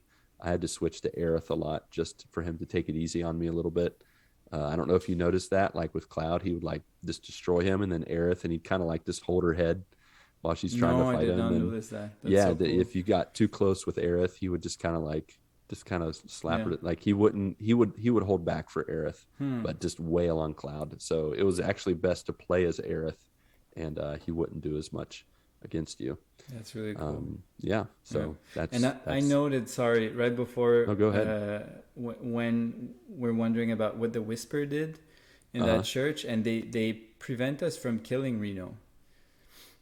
Is that what it is? Yeah. Is that what they're preventing? I didn't. We definitely recognize don't that. kill him in the original, and you go to finish him, and the Whisper stop you. Yep. Good call. I didn't. There was a lot of those differences that I'd forgotten about or I didn't take notes about, but you're a good note taker, my friend. Good eye. Good observant eye. That's mainly all I noted. So all those, that's what I concentrated on. What makes it different? What are the proofs that this is not just a remake? Yeah. Right. You get a straight up remake of just the original game for sure. So we get to Chapter 9. We're walking down a very rundown highway. In Chapter 9, we of course do the most tedious task in the world in maneuvering the different areas of the highway using mechanical hands. These are what you were talking about earlier that you absolutely despised, correct? Yeah. And I play my games at 4 a.m. waking up, so I'm not the most alert. I need to be able to just show me where to go. I'll do it. Let me fight some people, but like puzzles at 4 a.m. are not my best friends, and definitely those are not necessarily clever puzzles. They're pretty clunky. They're very clunky. Like the mechanical arm will just stop in midair as if it's hitting something, but it's not. But it's nope. So that was a funny part, and like what I've noted that at the start of Chapter 9 though, there's like not a flashback, but you see tears and the Final Fantasy VII intro song at the start of Chapter 9. That's a like super powerful song. Yeah, a lot of those visions are like Cloud kind of holding his head. He's having like a migraine headache or something. And you have these green, I think it's very fitting and kind of indicative of something that a lot of these visions are green. I don't know if you noticed that they're green. And in my mind, that could be indications that Gaia, Mother Earth, whatever you want to call her, is working with Aerith to kind of help key you in on what's going to happen. And so the live stream. The live stream is kind of interjecting some of these things to help move the narrative also in a better direction, because in the original game the live stream takes a hit, as we will talk about in later parts. But yeah, it's very good. And then when we get to that little park where we sit down, she mentions Zach. What? Yes. Yeah, she mentions Zach. And she says it's her ex-boyfriend, and for sure in the original game, you get bits and pieces of Zach. You don't really know, who he is at first, and right. I got a lot of the original game wrong, probably because of my English, but I thought we were I thought we were a clone who got infused with Zach's memories. And the reason I thought we were a clone is because Sephiroth kept calling us a puppet. And but that's, after rewatching stuff and talking to you and talking to Epic, we were not a Cloud. It's just really, in the original game, Cloud is just a normal guy. He wants to be a hero, and he meets Sephiroth and Zach, and basically he gets captured. They're put in machine, and they're infused with Genova cells and macro energy, and that's where the memories blend in a little, but we're not. Right. So some of our memories are actually Zach's, but it's not because we're a Cloud. We were just like a normal guy before those tests were done on us. So. Well, funnily enough, I also thought that Cloud was a clone when I originally played the game, because there is a part in the game later on where you go to Cloud's hometown and you run into these creatures in test tubes. You look in their window and they're clones. And so I thought that Cloud was one of those random clones in the tube, and that he just stumbled his way out of town and made his way to Midgar. But I was glad he wasn't just a clone. Yeah, because some of his memories they show you did not happen. So that's why I thought it was just all made up, infused in our head. But like bringing this back to chapter 9, all of that is like I mentioned all that because Zach is super important to Cloud. His memories are intertwined with Zach's, and Zach was a soldier. Cloud never got promoted to soldier.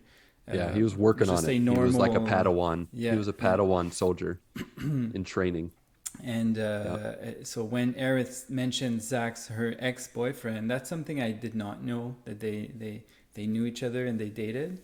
I'm not sure if it's in the original, but that was a cool tidbit. It is mentioned in the original. Okay, and Cloud's totally getting flashbacks when she talks about Zach. Yeah. Yep. And that, you talking about how he kind of took on some of Zach's traits and memories. Even the sword he uses, the Buster Sword, originally was Zach's sword. And Zach will come in later on at the very end of the game, of this game, of Remake Part 1. But we're in Chapter 9. We're not there yet. Oh, we're halfway there. I promise it won't take as long. It's been an hour and 40 minutes. We got plenty of time. No worries. We're not going anywhere. Some people have probably gone somewhere and they've taken a break, made a sandwich. Ryan's probably fallen asleep. He's got his arms crossed behind his head and snoozing, but that's all right. This is going to be recorded, so you can come back to it later. The rest of chapter 9. Hopefully. Oh yeah, hopefully. Come on, you love us. You want to come back? No. I meant hopefully it's being recorded. Oh, don't say that. I mean, yeah, we hope it's being recorded. Knock on wood somewhere. It better be recorded. But anywho, either way, it's okay. This is a fun conversation. I'm enjoying it. Chapter 9, like you said, we travel down the highway, do the mechanical arms, we hang out at the park with Aerith and have a nice bonding moment. I think another bonding moment too is when Aerith teaches Cloud how to do a high five. That's the only reason I enjoyed a little bit the mechanical hands part, because with each success she would hold up her hand and he's like, what are you doing? I'm not gonna high five you. But by the end he gave her a high five and it was cool. So that was a fun little kind of start softening up Cloud, because to this point he's still kind of been a jerk. So it's good to finally get him to ease off and be a cool guy. They make you press for the high five, right? They do. Yep. They make you do it. You got to work for it. But it's from there that I think Cloud is headed back to, I think he's trying to head back to Seventh Heaven, the secret hideout of Avalanche. But then they see Tifa. Yeah, they see Tifa he's looking for a road to go back to Seventh Heaven, and they could go through what's it called, that Vice town, Wall Market, and we basically say that this does not look like a nice place. We don't need to go through that. We'll go around or whatever. But then as we're about to take another route, we see Tifa being held, or she's dressed with the dress you chose, I guess. Yep. And on a cart going with the chocobo. Yeah. So we gotta go save her. Yep. And she tells you she's headed to a guy named Corneo. Yeah. Don Corneo, or as I like to say when I played the game or later on, Don Corleone. Yeah. Don Corleone. He's like the Final Fantasy version of Don Corleone, the Godfather. She's headed to Wall Market, headed to Don Corneo's stronghold, and of course Cloud, being a good friend and Tifa being his girl, he has to help her and save her. So he takes Aerith, and he and Aerith go to Wall Market, and so we're introduced to the, I don't know what to call it, the, like you said, the Vice City, the whatever you want to call it, of Midgar. All right, and yep. Rolio said, "Gents, I need to go to bed. Loving it so far. Looking forward to listening to the rest." Yeah, buddy. Thanks for staying with us. Have a good night. To this half. We look forward to seeing you once you've gotten some rest and you can listen to the VOD. So we make it and we find out that we pretty much have to go through a little bit of a gauntlet and also change our wardrobe in order to enter the stronghold, because only nice looking ladies can enter the stronghold. And while Arith is very nice to look at and probably can get in, Cloud is not a nice looking lady. And so you have to either work with Madam M or Cowboy Sam. Who did you go with the first time around? I don't remember. No? I think I went to Sam first, but I didn't necessarily realize that you had to choose one, because you get to do everything anyways, I think. I mean, you get to do some of it, but there are actually specific side quests towards the end of chapter 9 that you can either, depending on who you favor, Madam M or Sam, that you can do, but it negates the other ones. So my first time around, for example, with Sam for sure. Okay. Yeah, because my first time around, when it came to the hand massage, I did the luxury course, which, let me tell you, was very awkward. I had to massage. Do it for the platinum, because you need to do that to get the other dress. So it is extremely awkward.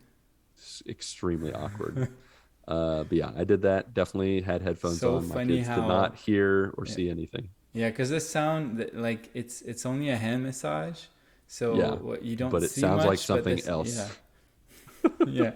And even when he comes out, I did the poor man's one for Sam, and I did the luxury one. And when he does the luxury one, he's he enjoyed that a little too much. And then with the cheap one, he's in pain. He's don't touch me. Yeah. It hurts. Yeah.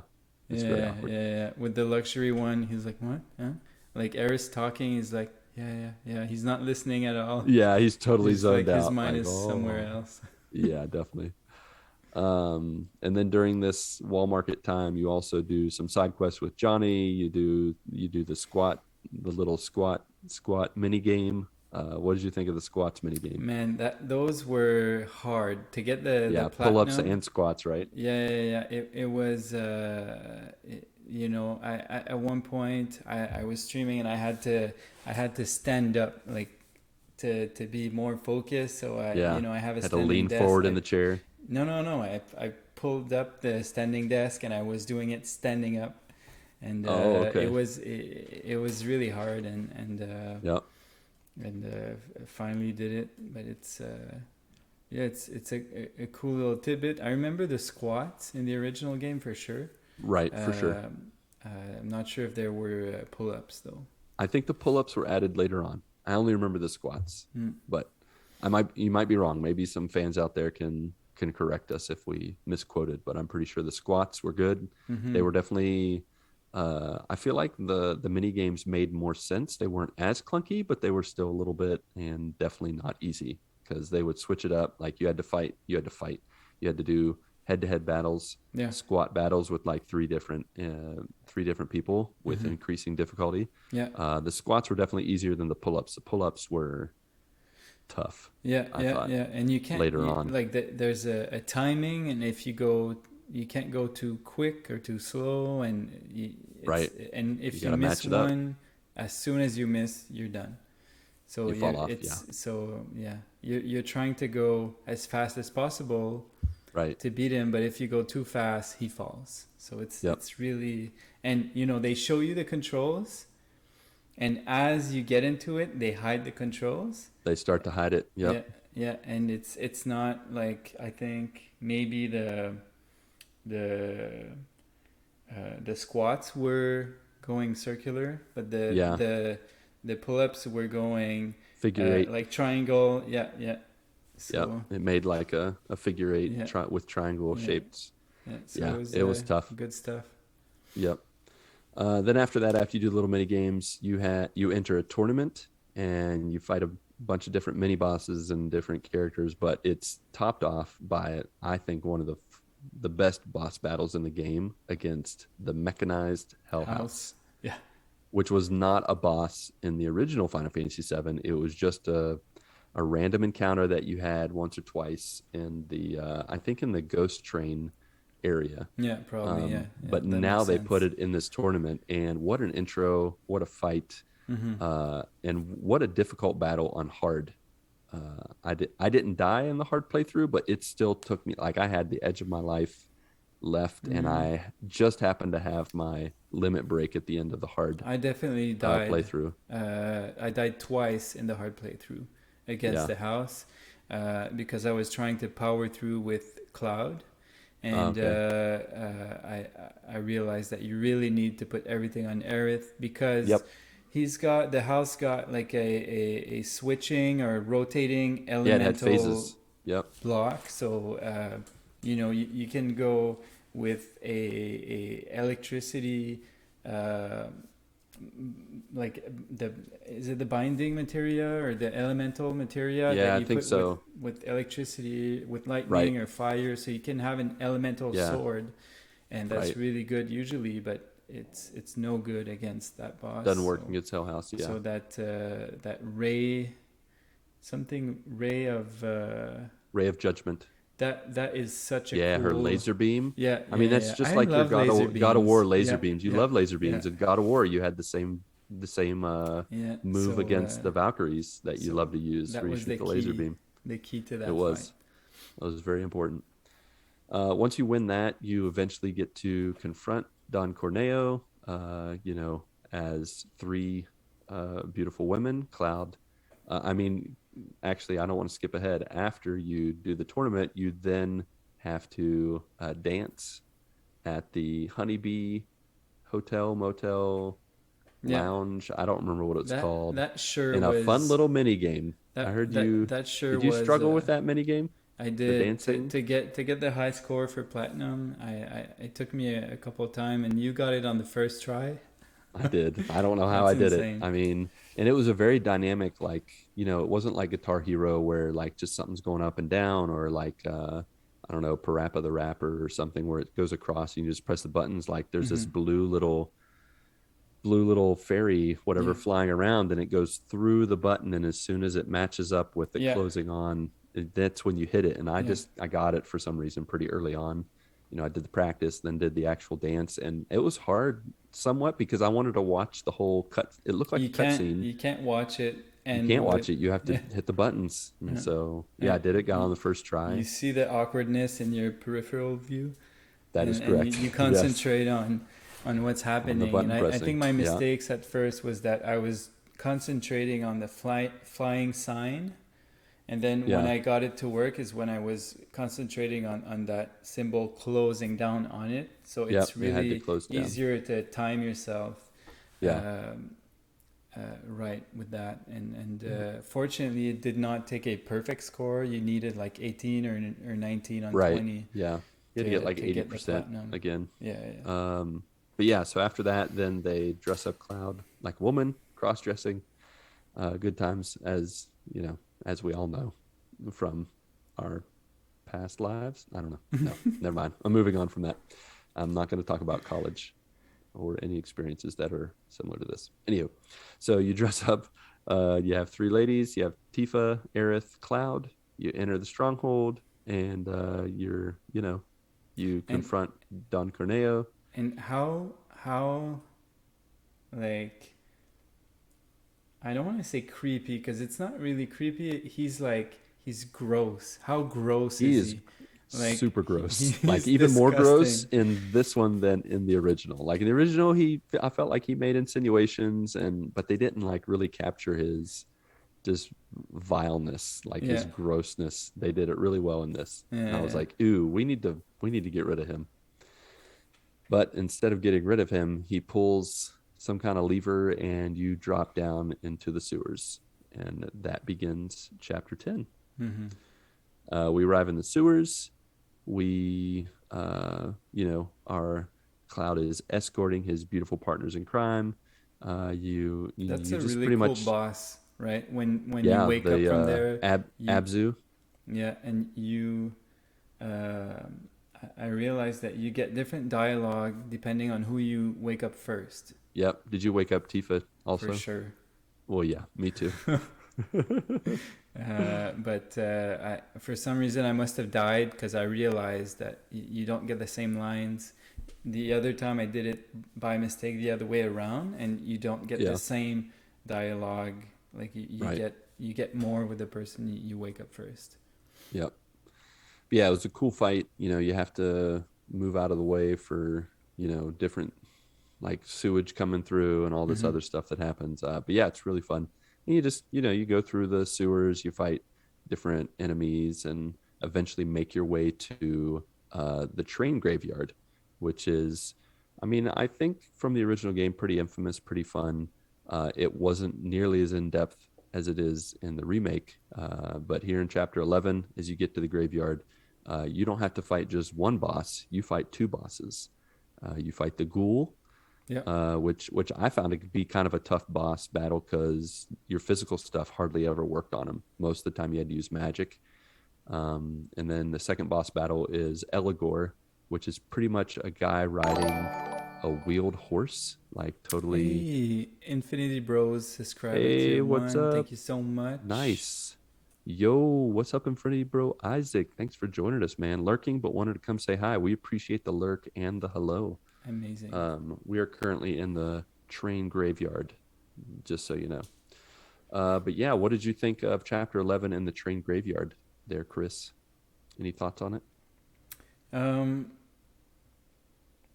so that whole part was a cool side story. I'm not entirely sure. Those ghosts that are abandoned kids. Right. I guess I don't Yeah. like something spooky happened. I like that it gives you a bit more background than the original game on why is it a ghost town. Yeah. But I'm not sure if there is one that I understood the connection with the rest of the game. You know, it gives meaning to that place, but that's yeah. And it does give you a little peek into Aerith's childhood, like where she has she gets surrounded by the swirly ghosts, and then she kind of sees when she's a child and gets picked on, or you know, kind of is kind of an outcast with other kids and stuff. So that was kind of cool. Some cool character development for sure. Yeah, it was it was fine. And sorry, my notes are not necessarily like super set into exactly which part she said that, but Arith in chapter 10, she does say that the future isn't set in stone.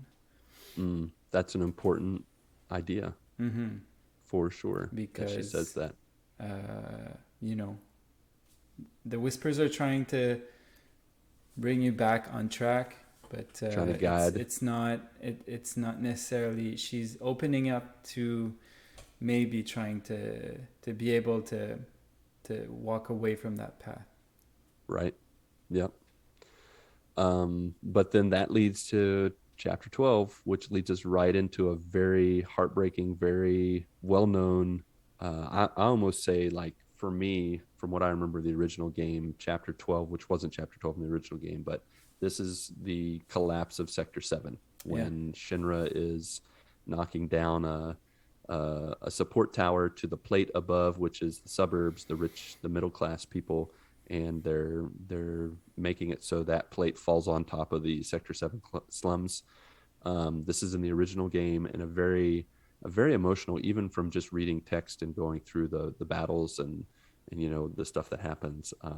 And it's even more emotional in this. But you get to Sector 7, times you jump 100, right into the. I find times 100 for sure. Because you get to really see the life under the plate.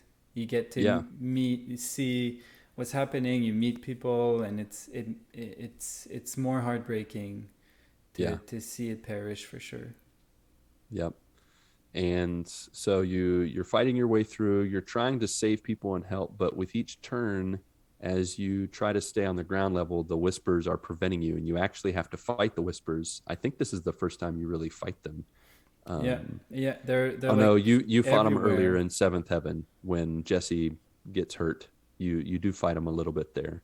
So this is the second time we've actually fought them, I believe. And at that point, one of the whispers gets close to Cloud, and Cloud asks, "What are you?" And Aerith says, "We have to get through whatever it takes. Like, we really need to get through." And Tifa asks Aerith to go save Marlene, right? But she already knows. You know, it's really weird when you. I didn't notice that in my first playthrough, but Aerith already knew that she needed to go save Marlene. And that's interesting. And when she gets to Marlene, there's she's super scared. There's the flashback effect, and Arith is making Marlene see the future by touching her, and then only then Marlene is not scared anymore and agrees to walk with her. Yeah, that whole interaction between Aerith and Marlene and in the bar and in Seventh Heaven and stuff, that did not happen in the original game. It just happened in the background. It was a really powerful moment, and just kind of showing Aerith being a little more aware, a little more self-aware, or a little more sentient of what was going on. Like she somehow had inside information that we didn't think she should know yet. So that was cool. And we talked about the plate dropping because that's the main theme of chapter 12, but we do fight Reno and Rude, and we cross paths. I don't know if you wanted to talk more about the play-by-play of before the plate drops, I guess. We go up the pillar with it's just Cloud for a little bit, then Tifa joins us, and we run into Biggs and Jessie, who both seemingly perish in there, which is the original, I believe. Super sad, really heartfelt. And then you get to the top, like you said, and fight Reno and Rude. If you use Tifa, Rude will not fight Tifa, and if you just stick to Tifa as your character, uh, Rude just stands there, Really? and he fights a little bit. He'll fight a little bit with Barrett and Cloud when you fight them, but if you're Tifa, he'll just block and like try to stop her from hitting, but he won't fight Tifa. I don't know if you discovered that No, or not when at you were all. playing it. Yeah, it was a pretty cool thing to find out. I think I found it out on the second one because I had seen something in the guide or whatever. Fighting them both at the same time definitely wasn't easy sometimes, but once you like maxed out everything, then in the hard playthrough, it was much easier than the first time around. And it's such a bad thing waiting to happen, and you want to stop it with everything you can. And even if you're doing a second playthrough, you still don't want it to happen. You want to stop them from the keyboard and starting that. And and you do win that fight, but the whispers prevent you from stopping it. Right, On top of the tower after the fight. Yep. Because you do beat them, and technically if the whispers weren't there, then we would have just stopped it, and Sector 7 would have been saved. Yep. But instead, the whispers intervene, Rude presses the button, and the plate falls. And of course, you escape with the help of Barrett, and you get out just in time. And it's an emotional moment because Barrett doesn't know that Marlene was saved by Aerith, which, don't you think it's funny? Cloud waits way too long to tell Barrett as he's crying, as he's hitting the wall. He's like, oh, by the way, Aerith rescued Marlene, just so you know. Sorry, forgot to mention that earlier. Yeah, but does he know that she succeeded though? No, they don't actually know. So that's true. He said it's possible, or like they know they sent her, but they don't know if she succeeded.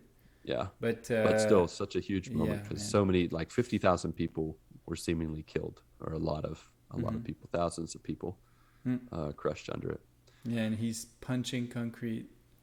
Yeah, and screaming. It's a super powerful moment, and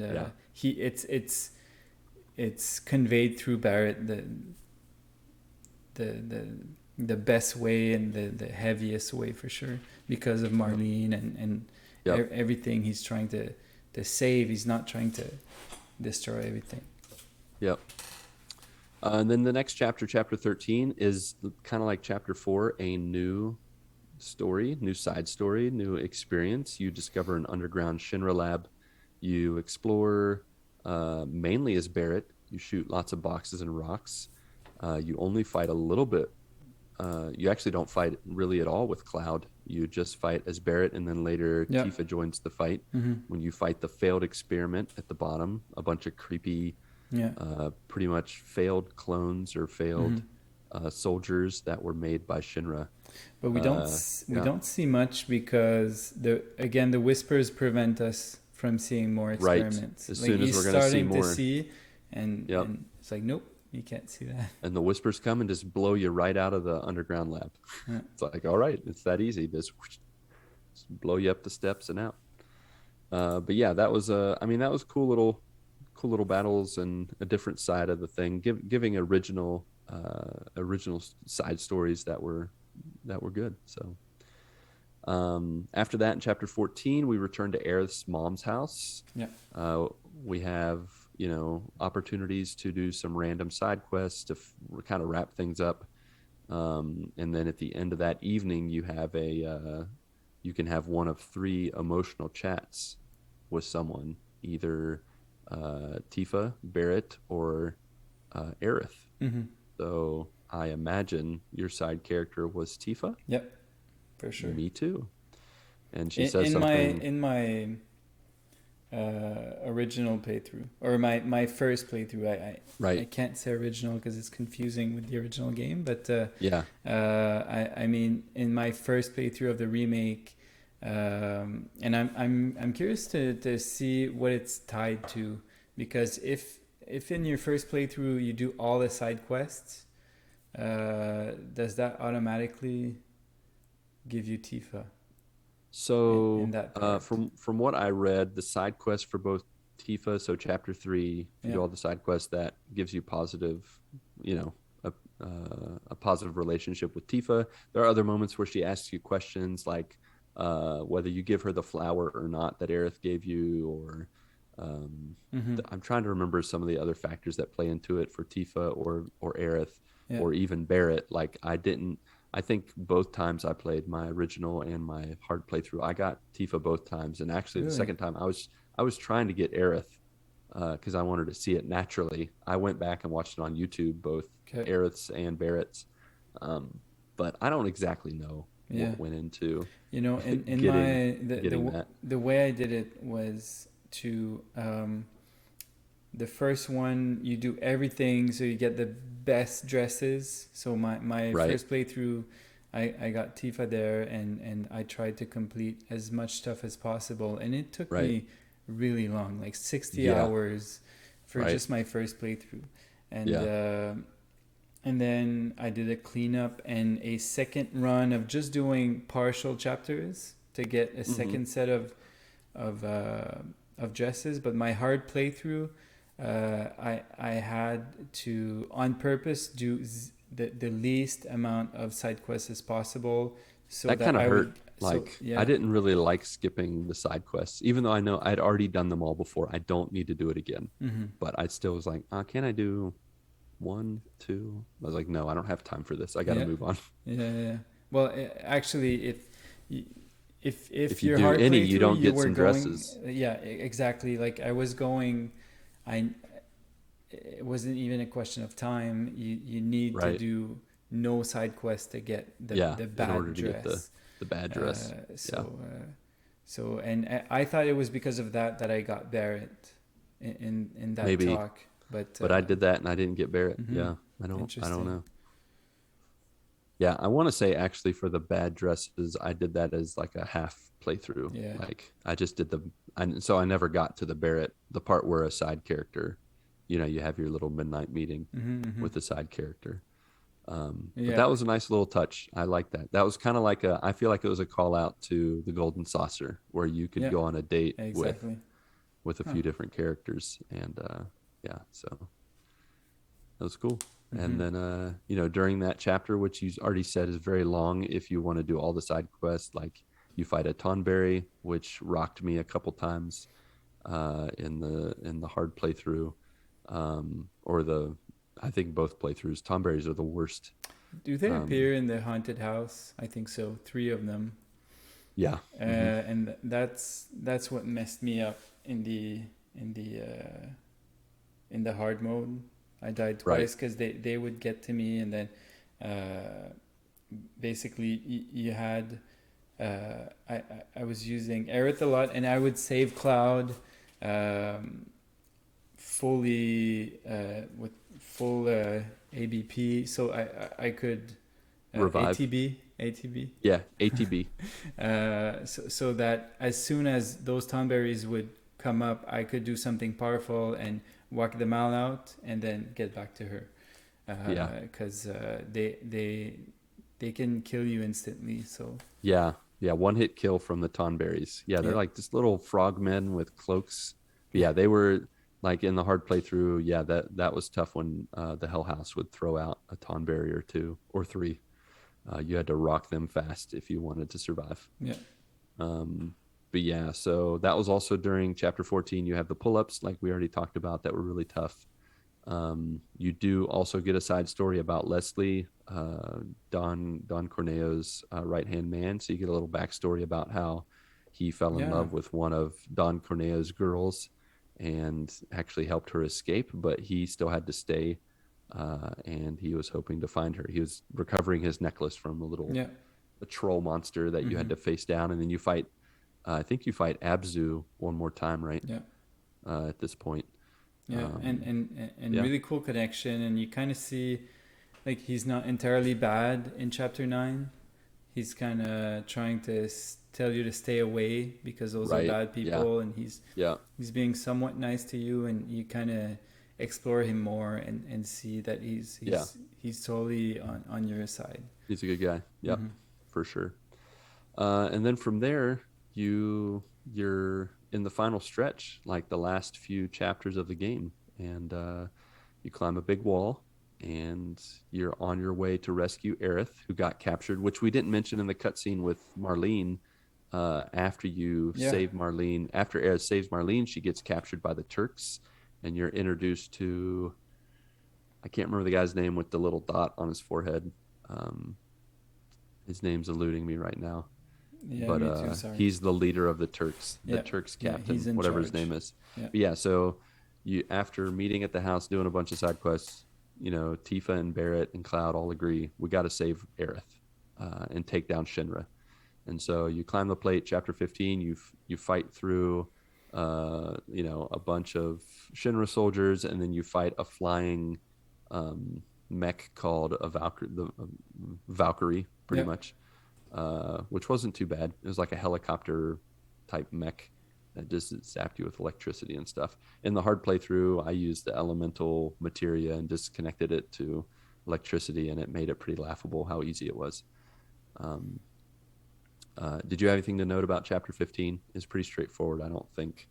No. I know at one point, I think my favorite part of Chapter 15 was when they were climbing amidst the high-rise part of the area where you could see, it was a beautiful shot of the city and different areas with the sunset.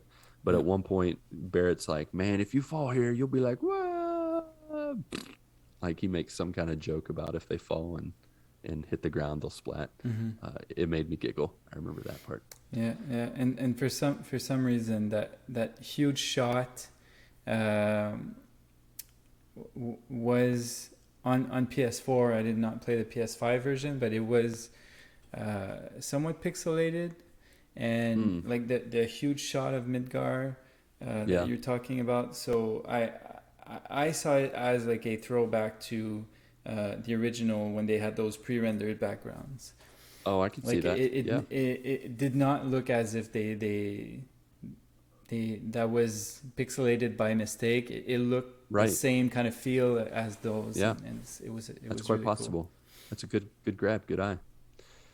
So yeah, once you get through that area, you arrive at the Shinra building, and it's like the Nakatomi Plaza of Final Fantasy VII. So a very important building where a big battle is about to take place. And so you fight through the parking garage, and then make your way to the main. Man, I did that fight opening area over 100 times because that's where I grinded to level up.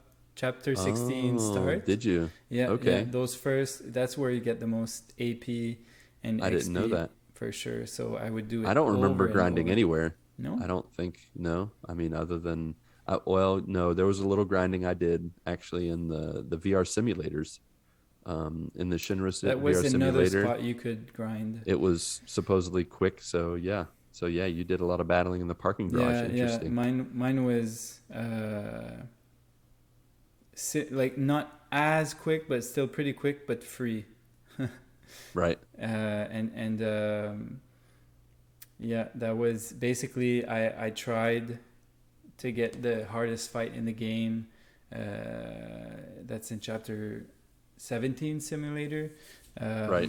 But that's where I first started to feel the need to grind. I gotcha. So that's in my normal playthrough. Okay. That I was underleveled. I was trying to do that fight, and he was kicking my butt. Yeah. So you get into the Shinra building, you get into the main area, and you either can take the stairs or go up the elevator. Yeah. What did you do the first time? Yeah, elevator first time, but I did you on purpose did the stairs opposite the second time. I was the opposite. I did the stairs the first time because I thought there would be, I don't know what I thought. I thought it would be more battles and nothing. You just run up these stairs forever. Yeah. It's really funny. Like you're just going, and then crazy. Yeah, the dialogue's funny. Barrett's complaining and breathing heavily. At some point, Cloud's even slowing down, and then of course, Tifa wins. She's in the best shape, it was pretty funny.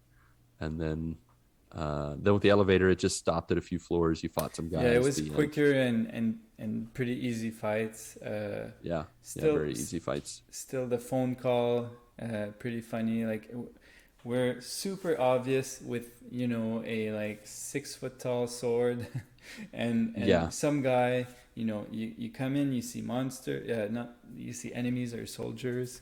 Right. After that, you see some lady and she goes to call security, and then you have this guy that comes in, press on the floor, he needs to go, he's on the phone the whole time and gets back out. Right. He doesn't even notice them. He's not, you know, oblivious. That was funny. Yep. Yeah, and then during the, you know, your eventual, you know, you're trying to make yourself way to the top floor to find Aerith somewhere. You figure she's in the one of the upper floors. You do go through a museum, which was a pretty nice add-in that, you know, I didn't know about. And that wasn't in the original game, where it gives some backstory on like the executives, and it kind of gives you a look in Shinra's plans to find the Promised Land and make Neo Midgar, which is pretty cool. And in the background, who are the ancients and everything. Right. And it gives you some backstory about Land. ancients. Yeah, that's really cool.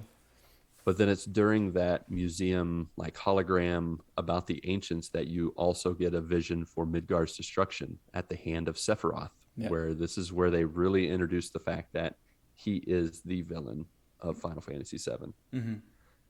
Yeah, that was a pretty cool, like, just moment, like, kind of just like, it's almost like Sephiroth, or I don't know, like invaded the computer and like changed things so you could see what was going to happen. Mm-hmm. And they're all seeing pretty it, crazy right? moment. Yeah, they're all seeing it, not just Cloud. Not just Cloud this time. Cloud, Barrett, Tifa. Mm-hmm. Yep. Yeah. And then after that, go ahead.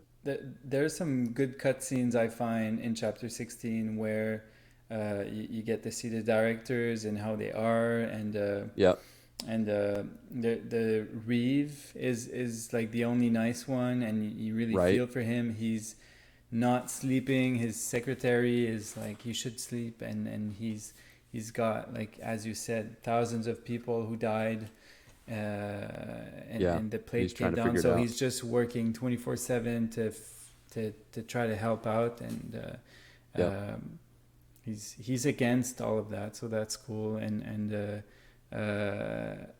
you know, the other two, you know, the lady, I forget her name, but how mean she is to the soldiers and everything. Like, she uses one as a bench for her feet, and he's struggling. And so that experiment is funny. And is it in Chapter 16 that they have the meeting, or is that in 17? I think it's 16. I think it's 16. You go in the air ducts, and you're in and that's just like the original. Yep. So and it's from there that, I don't remember if it's at this point or right before, you meet the mayor of Midgar, and you find out he's Avalanche's inside man. Yeah, that's totally new. That's totally new. Wasn't in the original.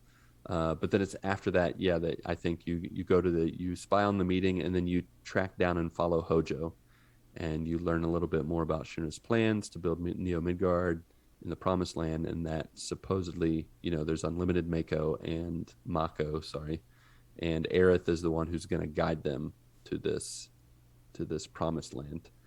But you follow Hojo, and that's where you have a boss battle against Specimen H0512, which is a pretty gross fight. He's like got parts of himself that he spits out and all this other stuff, but pretty straightforward, nothing crazy. Mm-hmm. And Cloud calls Jenova mother when he walks in front of her. Is it this part that they introduce mother is in Chapter 16, Jenova? Yeah. Okay. I guess it's towards the end of Chapter 16, but 16, 17. I guess 17 is when Sephiroth walks out with her, but in 16 you see her when she's in the... Oh, that's right. She's in the water vase. Goo. Connected to the tubes and all that. Yeah. I can't remember, I'm getting my original Final Fantasy and this mixed up, but did they introduce any information about Jenova at this point? I don't think so. Who she is? No, right? Okay, no. They say, if I remember correctly, they say that it's Shinra's evil secret. just something like Yeah. that. And and the reason Cloud calls her Genova is that he as I said earlier, he's got injected some Genova cells when they were experimenting. She's special in some way. Yeah. Yeah, and I guess it's not like a huge spoiler of the original game. It's just, for me, I think it's just general backstory. I wonder even if do they say it in that Shinra video when they explain what happened to the ancients? Because I think they say that the ancients were just mysteriously destroyed. They don't say how. They don't say how. Okay. The ancients were destroyed or lost in time and space or whatever. How they I don't think it explains until later on in the story. That in this remake they didn't explain. So okay, we'll leave I'm it pretty at sure. that. Yeah, so we'll just have to leave it at that for now. In chapter 17, you get a new area, Hojo's lab. He does mention in this part that Cloud is not actually a soldier, but before he can give more information, the Whispers take him away.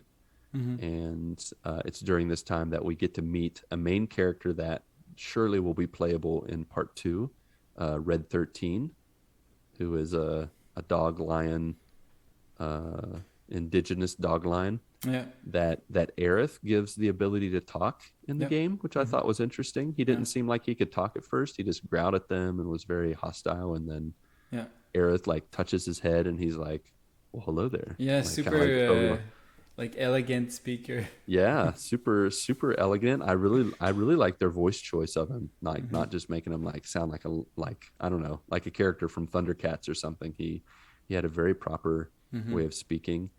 That his song is my favorite one from the whole original game. Yeah, like the Cosmo Canyon exactly theme. Yeah, really good. Yeah. And we didn't speak about how in this game there's like jukeboxes, and you get to hear all the original. And every time you see those, it's like a good throwback. And it's totally very nostalgic from the original game. All the songs. Yeah. So even if you don't necessarily go to Cosmo Canyon, you'll hear the song in those jukeboxes. Yeah. And they do remixes of all the songs, which was really cool, like a jazz version or a rock version of a normal song. That was really cool, which some people probably didn't appreciate, but going for the platinum, we had to encounter all of them, and I definitely appreciated all the different music. Now, during the hard playthrough, it's at this point where you can use the Shinra VR station to fight the hardest boss rush fight, I guess. Where you can, at the end, you fight a Pride and Joy robot that will then give you a new accessory, the Goddardama Rung. And in my opinion, Pride and Joy was pretty easy. But it's compared to the others, fourth fight, because you need to do 5 fights in a row. Yep. And the fourth one is against Bahamut, and he does an attack that will do 9,999 on everybody. So you basically need to have mana wall up so that it hits you by 5,000 only. But it was a real struggle. Like really the hardest fight of the game. And that's when I decided to go back and level up. I gotcha. That makes sense. To beat Bahamut. Yep, that makes sense. And then that accessory that you get makes the hard playthrough not so hard. Right? Correct. It's still hard. Yeah. Some fights you can't get away with, but I don't know. But it charges your limit break, and you get your special moves a lot faster and stuff. Yeah, so that was a must if you want to do the hard playthrough. And once you do all the VR fights and complete all of them, you find out that you complete all of Chadley's side quests. You find out that he's not actually human, but he's a robot made by Hojo who just wants to be free. So it's very much an iRobot situation that I thought was kind of cool. Like I didn't see it coming. I didn't realize he was going to be an android. That Looking part. back, it was clear, like the way he talked. He's like, "Hello, I'm Chadley. I'm your personal assistant." Yeah. And I unfortunately got that part spoiled Oh yeah. after because I had finished the game. I was listening to a spoiler cast, so I would kind of look where or know where to look in my second playthrough for all the special elements about how this game is not just a straight remake. But I learned that he was a robot, so the whole time I thought he was a robot sent by Hojo to spy on us. But I was super pleasantly surprised that he's a robot that kind of like became sentient and became good. So he's even though he's a robot, he's totally a good guy, and it doesn't change anything. He's on your side. Yeah, he wants to help. So yeah, that was cool. For sure cool. It's after this that you encounter. Oh, hold on, my notes glitched out on me. You encounter Mother again. Then the hooded figures that are posing as Sephiroth. Yeah. And then at this point, Cloud falls and is separated from the team. You go into two groups. You're escaping and trying to escape and facing Hojo's specimens for his study and entertainment, which is a very odd, kind of an odd thing where he's like, yes, yeah, he's like really getting into them fighting and doing what they're doing. Yeah, he's creepy. Yeah, he's very creepy. But yeah, you split up. You have to kind of split your materia or trade it back and forth when you switch groups. Eventually, you have to fight a swordipede, which is really just a big buzzsaw. Which my hard playthrough was pretty easy to fight because I had attached the right materia. But the first playthrough, I got wrecked with Aerith and Tifa. Like it would blade around and just totally just take most of my life, and I struggled with that one. But yeah, it's a pretty hard fight, and those little hints about the whispers and everything you used to get in the earlier chapters. One a chapter, one every two chapters. In chapter 16 you got another one, and then in chapter 17 I noted 4, so it's starting to accelerate. There's a lot and then more. and then in 18 the floodgates, it's just only that, but 17 you still technically don't know for sure. There's another black feather in front of the elevator in chapter 17. One thing that I found, I still don't understand 100%. It's maybe just a wink, but Cloud keeps grabbing his left arm as if it really hurts, and there's no reason for that in the remake. He didn't hurt his arm or anything.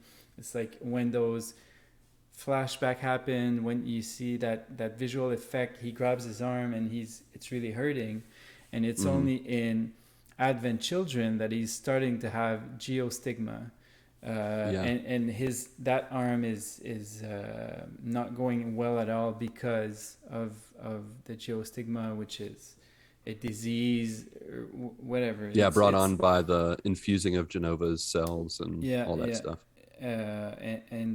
Because Genova's cells went into the live stream and it's infecting everybody, and basically Genova being potentially wanting to control everybody that way. But it's from the future, because it's not even in the original game. It's in Advent Children that there's this disease. So and he in Advent Children he keeps grabbing his arm, and I'm not sure. Maybe a callback, just like our callback to the future. I don't know. Call back to the future. Ding. It's like a ghost pain from the future. Yeah, maybe. That's a nice thought. I didn't notice that. And then finally, when Sephiroth jumps down holding Jenova because he totally ran away with her. Yeah, he runs away with her. You follow the purple path of Jenova goop, blood, whatever, leading to the even in the original. president's I office. remember that to be red, like it looked like blood. Yeah, it looked red. And I thought it was. I think my first understanding of that was that he killed Shinra. Right. But it's obviously not who he killed. That's not Right. Shinra's blood. It's Jenova's. Right. But when he jumps holding down Jenova, we see number 2 soldier. So it's as if he's possessing other soldiers. It's not necessarily his body. Right. And we see that in the original game all the time. Like most of when you see him, it's not really him. He's just appearing places, but his real body is underground, somewhere else, in a cave somewhere, up north. Because they show those hooded figures, that are being possessed or being used to kind of carry out Jenova and Sephiroth's plans. In which, in this next part, when they get to the president's office, things get a little different. Like in the original, they get into the office and the president has already been stabbed by Sephiroth's sword and is dead at the desk. In the remake, he's hanging off the edge of the building, screaming for help. They rescue him, which at a moment it looked like Barrett was going to drop him. And when he brings him back in, Shinra, the president, points a golden gun at them and is going to shoot Barrett, but instead Sephiroth stabs him. And then Sephiroth stabs Barrett, which was a really, really shocking moment. You don't see that coming. Wait, what? You can't kill Barrett. He's got to be in the rest of the game, all the other parts of the game. But then enter the Whispers, and they save Barrett's life, which was definitely not something I would expect. Yeah, exactly. So they're pretty powerful, right? To bring the dead back, and it's again they need the original game to happen. Yep, they want it to happen, and from there we have a pretty sweet boss battle against Jenova, called the Jenova Dreamweaver. That music that I can't replicate, but is so good. You fight this big, huge booger monster that in the original game you actually fought on the boat to Costa del Sol, I think. Del Sol, on the way there. That's when you fight that creature, but instead you're fighting it here. And after you defeat it, you realize it's just almost like a vision, like it wasn't real. Yeah, it was just in their heads what they were fighting. And in its place is another one of those hooded figures with the numbers on their shoulders. Yeah, I saw it as if they were morphing a body part of Jenova with those hooded soldiers. Because in the original game, like you fight at some point. I don't remember which body part, but let's say you fight the hand of the Jenova and it's this huge thing 10 times bigger than you, and it's just like her hand, but it's as if when you mix her in with those soldiers, she can transform them into those huge things, right? And when you defeat that thing, it shrinks back to the normal size. To the normal maybe figure. I was thinking more of a vision just because of the surrounding area. This turns into this totally different look and feel with pillars and with goop and magic and all that. But yeah, that's an interesting look at it. From there, after you defeat Jenova or Jenova Dreamweaver, you go onto the roof and Sephiroth is there and he's carrying Jenova's corpse. He jumps off the roof, but they can't pursue them because their rescue helicopter is shot down. Pretty quickly, and then enters Rufus Shinra, the son of Shinra, the president who had just been killed. And from there, you fight Rufus and his dog. And that's a pretty tough fight. Like, you can't just button mash as Cloud. He has everybody else escape. Well, he fights a little Rufus. birdie on Twitch gave me a crazy cheese. You can cast sleep on him. Are you serious? You Yeah. can? I did not know you could cast sleep. I never did that. That's crazy. Yeah. Yeah, it So makes is the that what you fight did? super easy. Yeah. You basically I think it only works once, but basically you just have to take care of the dog. After Right. you cast sleep and you unleash your super on him while he's sleeping, so he's Yeah. more vulnerable and takes way more damage. So basically, if you're able to beat the dog, the rest is almost instant. Cool little tidbit. Yeah, with him you can only use your limit break, your ultimate, or you could use braver. Everything else would miss him. Yeah, yeah, he's so quick, and it's 1-on-1, right? It is 1-on-1. Yeah, Yep.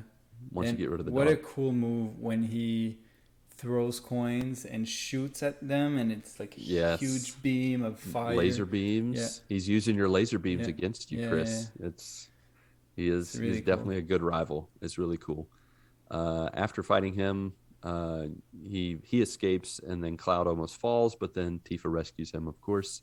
And then after that, as Barrett and Aerith, you fight Arsenal, which is pretty much just a big tank, and it's a pretty tough fight on hard. You gotta be on your toes.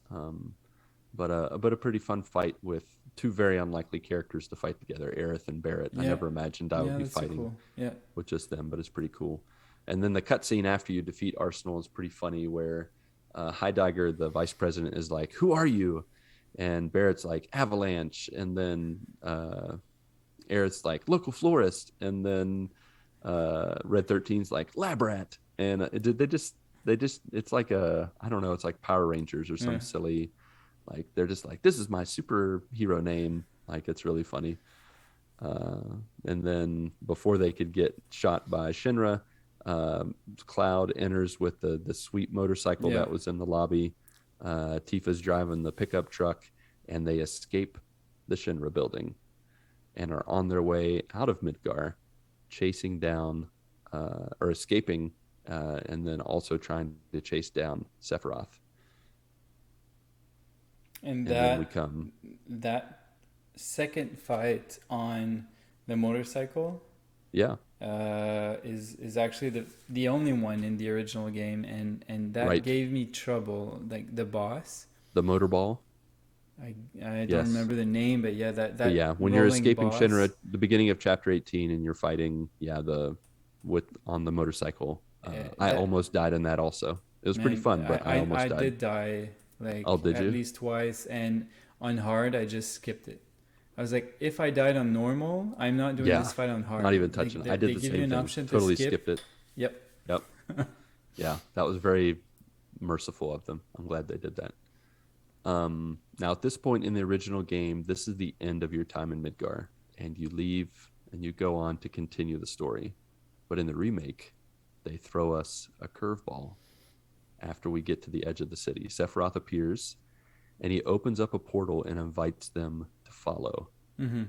And Well, they're worried. there's like 10 million whispers at this Yes, point, right? all And around. There are they take the whispers shape everywhere. of a huge angel, and they cover the entire Shinra building, The Whisper Harbinger. Yeah.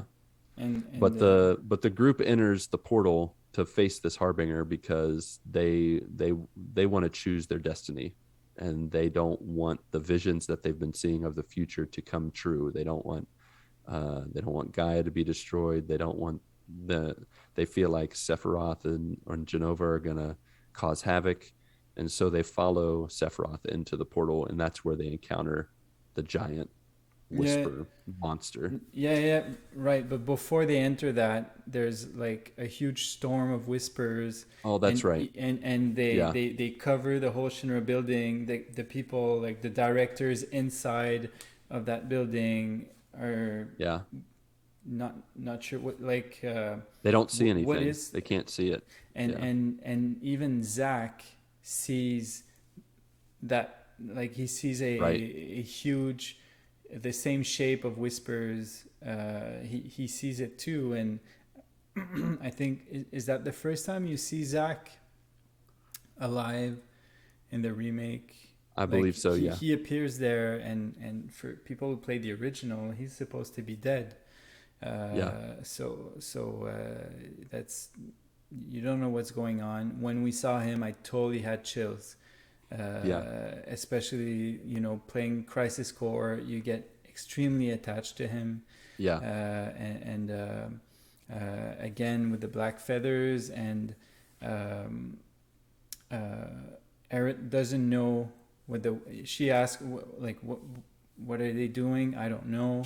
And Sephiroth opens that portal by slashing through the whispers, so he's pretty strong, right? The whispers so far do whatever they want. He slashes through them, and there's like really cool dialogue there where Aerith says, like, before entering this portal, this is the point of no return, Destiny's crossroads.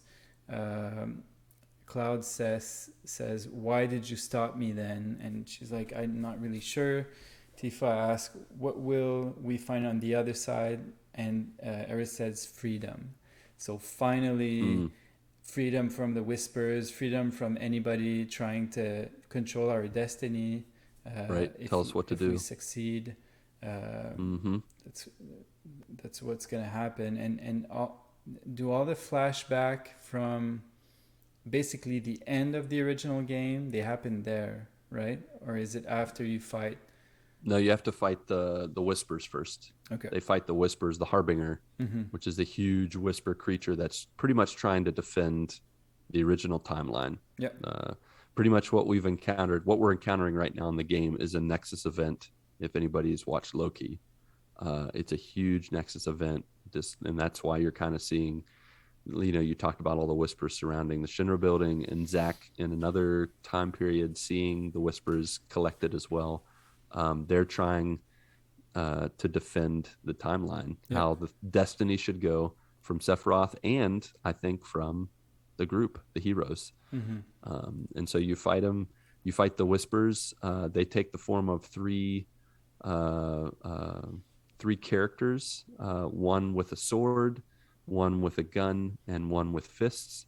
You know, and we can kind of get into some of the ideas that, you know, whether these whispers represent Cloud, Tifa, and Barrett, or they represent the Advent children, Kadaj, Yazoo, and Laws from that movie. It's arguable who they represent, but it does say background information is they represent characters from the future trying to defend and save their existence, or something like that, like trying to defend their future from being prevented or whatever. So what are your thoughts on that? I'm not sure anymore, because, you know, it's I think Nomura is behind a lot of that. And I'm not sure anymore how ahead he planned when he made at least Advent Children. Like, that could be made to confuse you. I take the more. I think it's more meaningful if it's Cloud, Tifa, and Barrett. But it is a nice touch though, and could even the three brothers in Advent Children. Do you think it's a coincidence that they use the same weapons as those three characters in the original game? It's probably not. So it's, you know, that could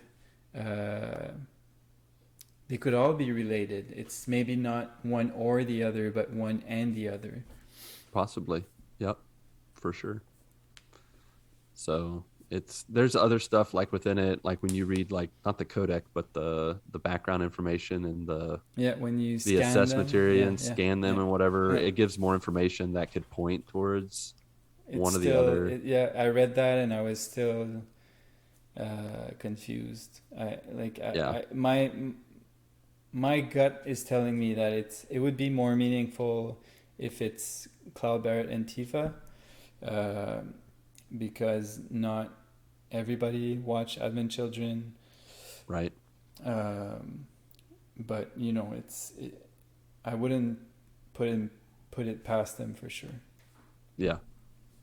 Well, after you defeat the Whisper Harbinger, pretty much destroying the Whispers as we know them, what's left of the Whispers after you destroy them, Sephiroth sucks up into himself.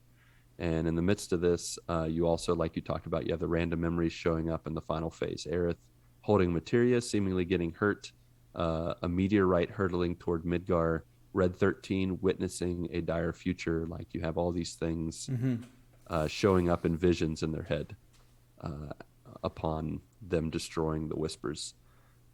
And then from there, you have the final boss battle against Sephiroth, seemingly absorbing the Whispers. What an epic boss battle against Sephiroth. Like, very Advent Children like, with like the parts of the city flying around, like jumping around, and like, I don't know, just like, it's a crazy boss battle. Who joined your final party when you were fighting? Because you start out as Cloud fighting Sephiroth, a nice little sword battle 1-on-1, but eventually who joined you next after that? Do you remember? I'm not sure. I remember being scared that it was gonna be Barrett first, and because I had geared a certain way. And by the way, like you came and watched for the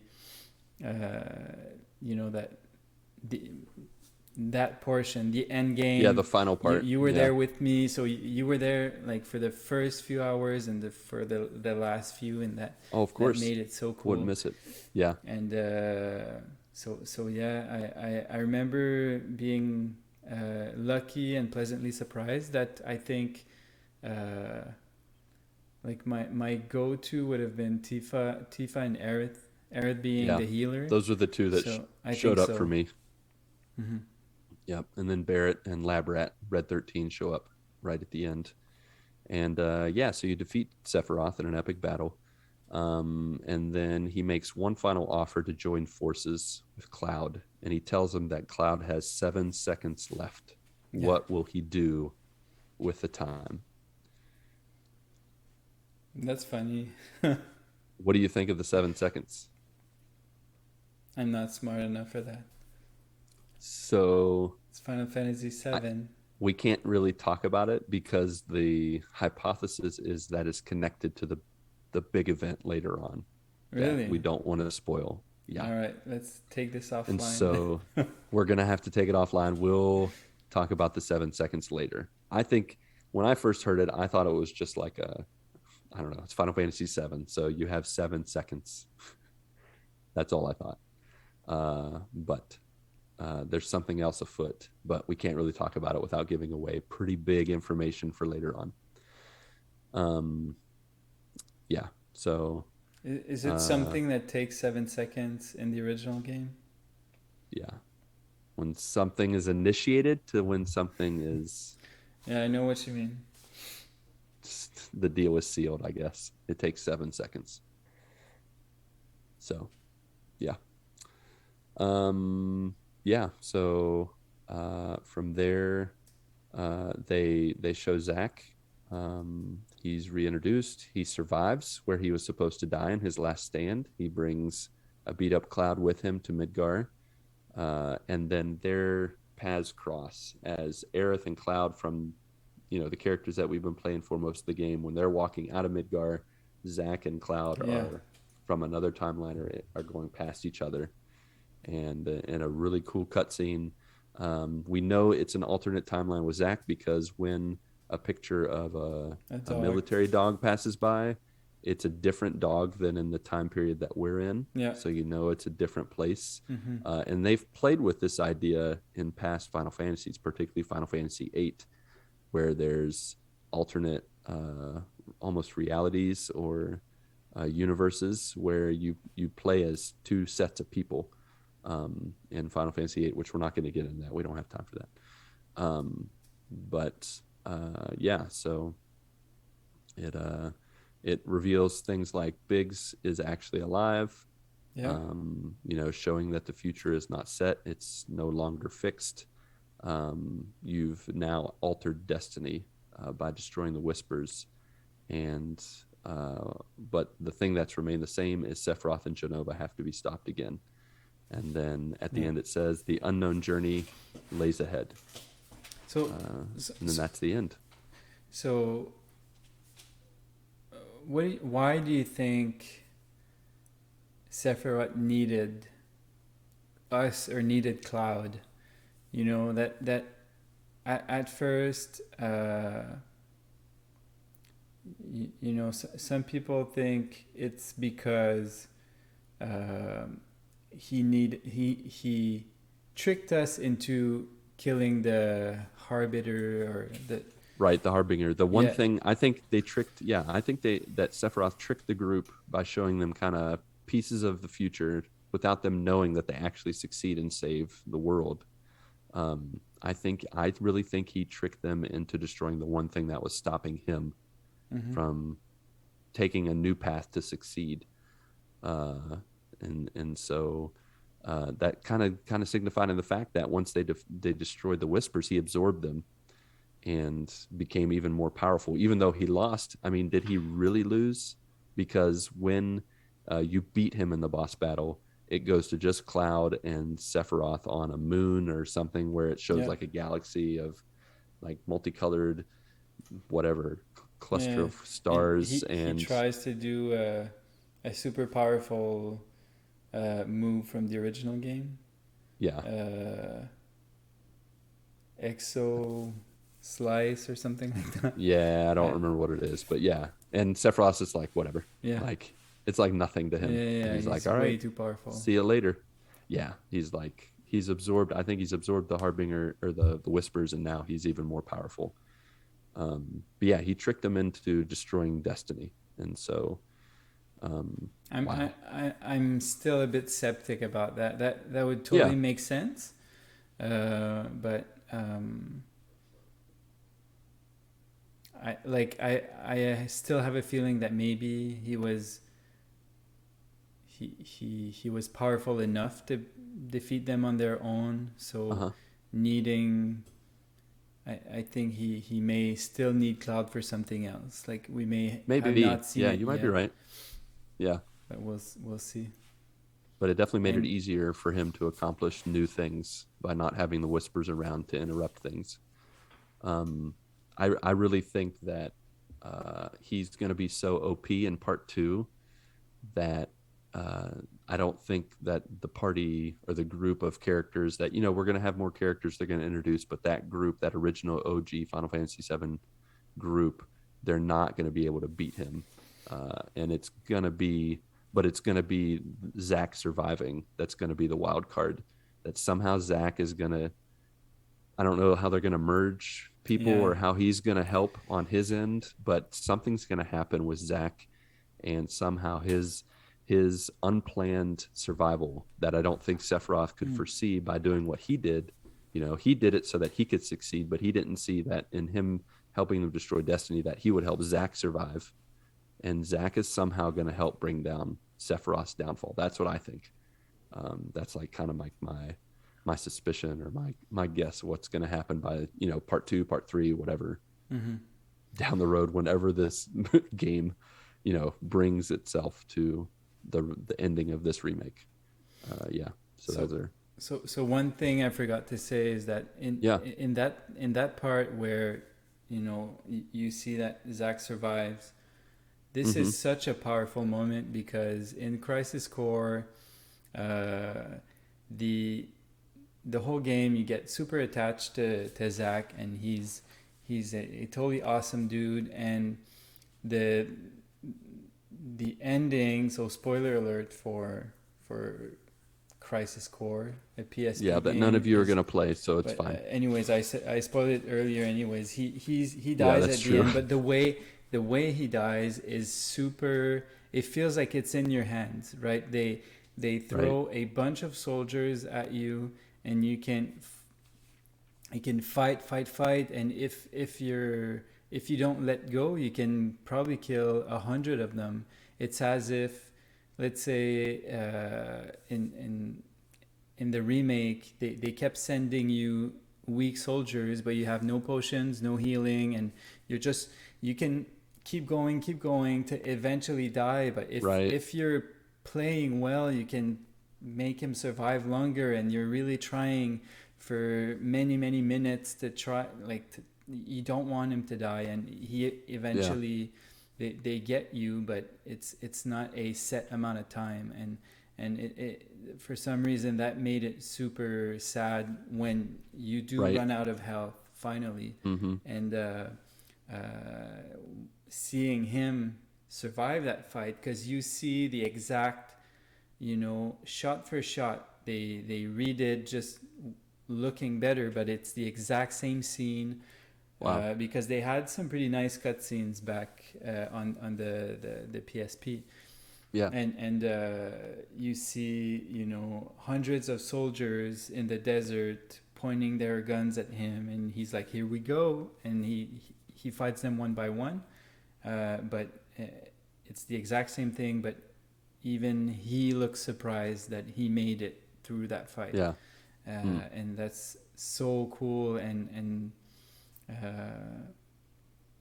it's such a meaningful moment, and it's now for sure anything about Zack is new. It's uncharted territory, totally new. Because he's not supposed to be there, so that's going to be so interesting to watch, to see him, and I'm not sure how the two dimensions are going to cross. No, I don't have no idea. Like, how do the different Sephiroths from different dimensions, like, how do they even connect and interact? Or who knows? Like, in which Sephiroth is this that we have encountered throughout this game, who has knowledge of everything that's happened? Is he post-Advent? Like, I don't even say I could be post-Advent children, because spoilers for Advent children, like, Cloud takes out Sephiroth at the end of that, and what an epic battle in Advent Children. Like, I love that.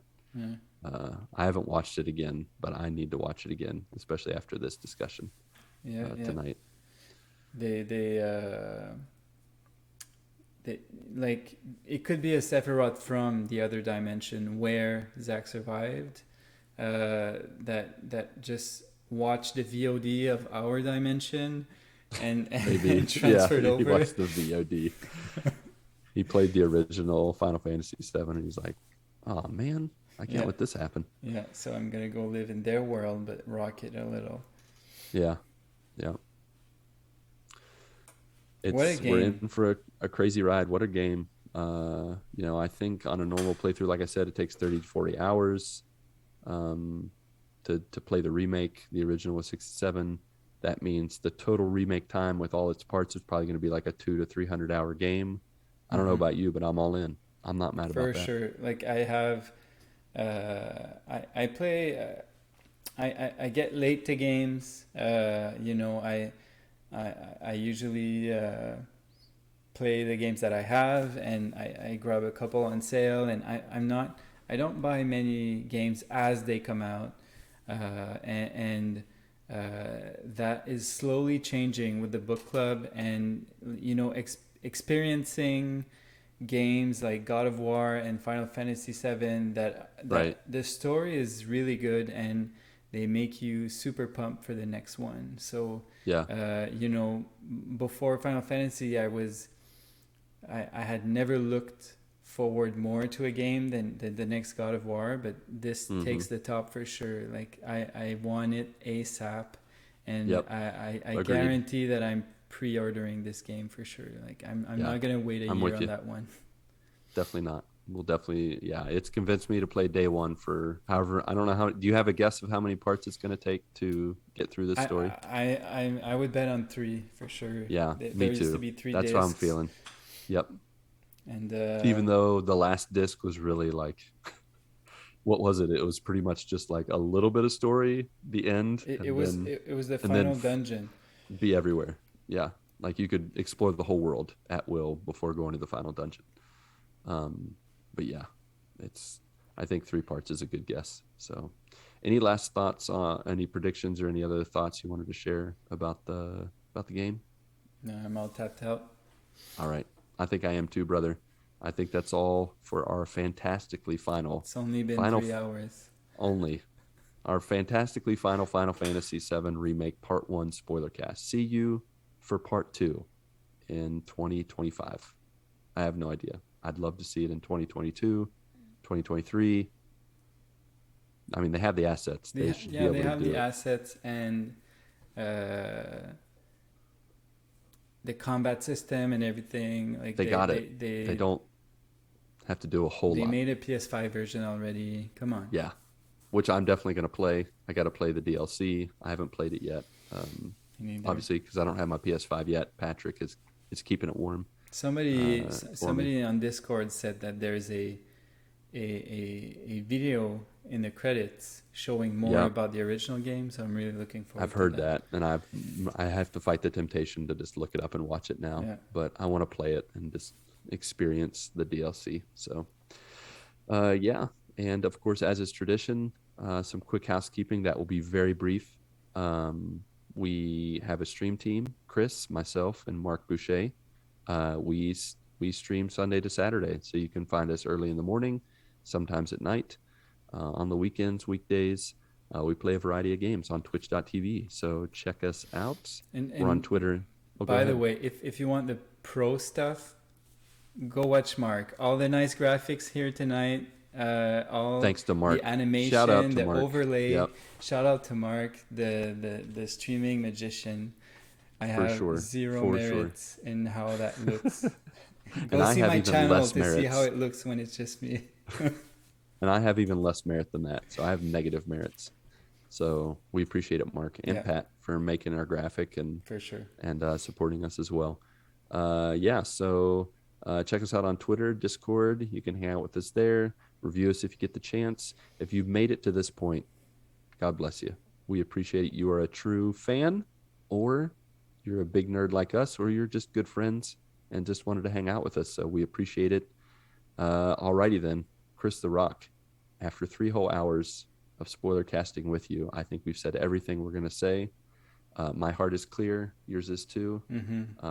And then our beloved friends, family, and joiners, we hope you go get your good morning this week. And may God bless and guide your lives as you live, as you work, and as you game.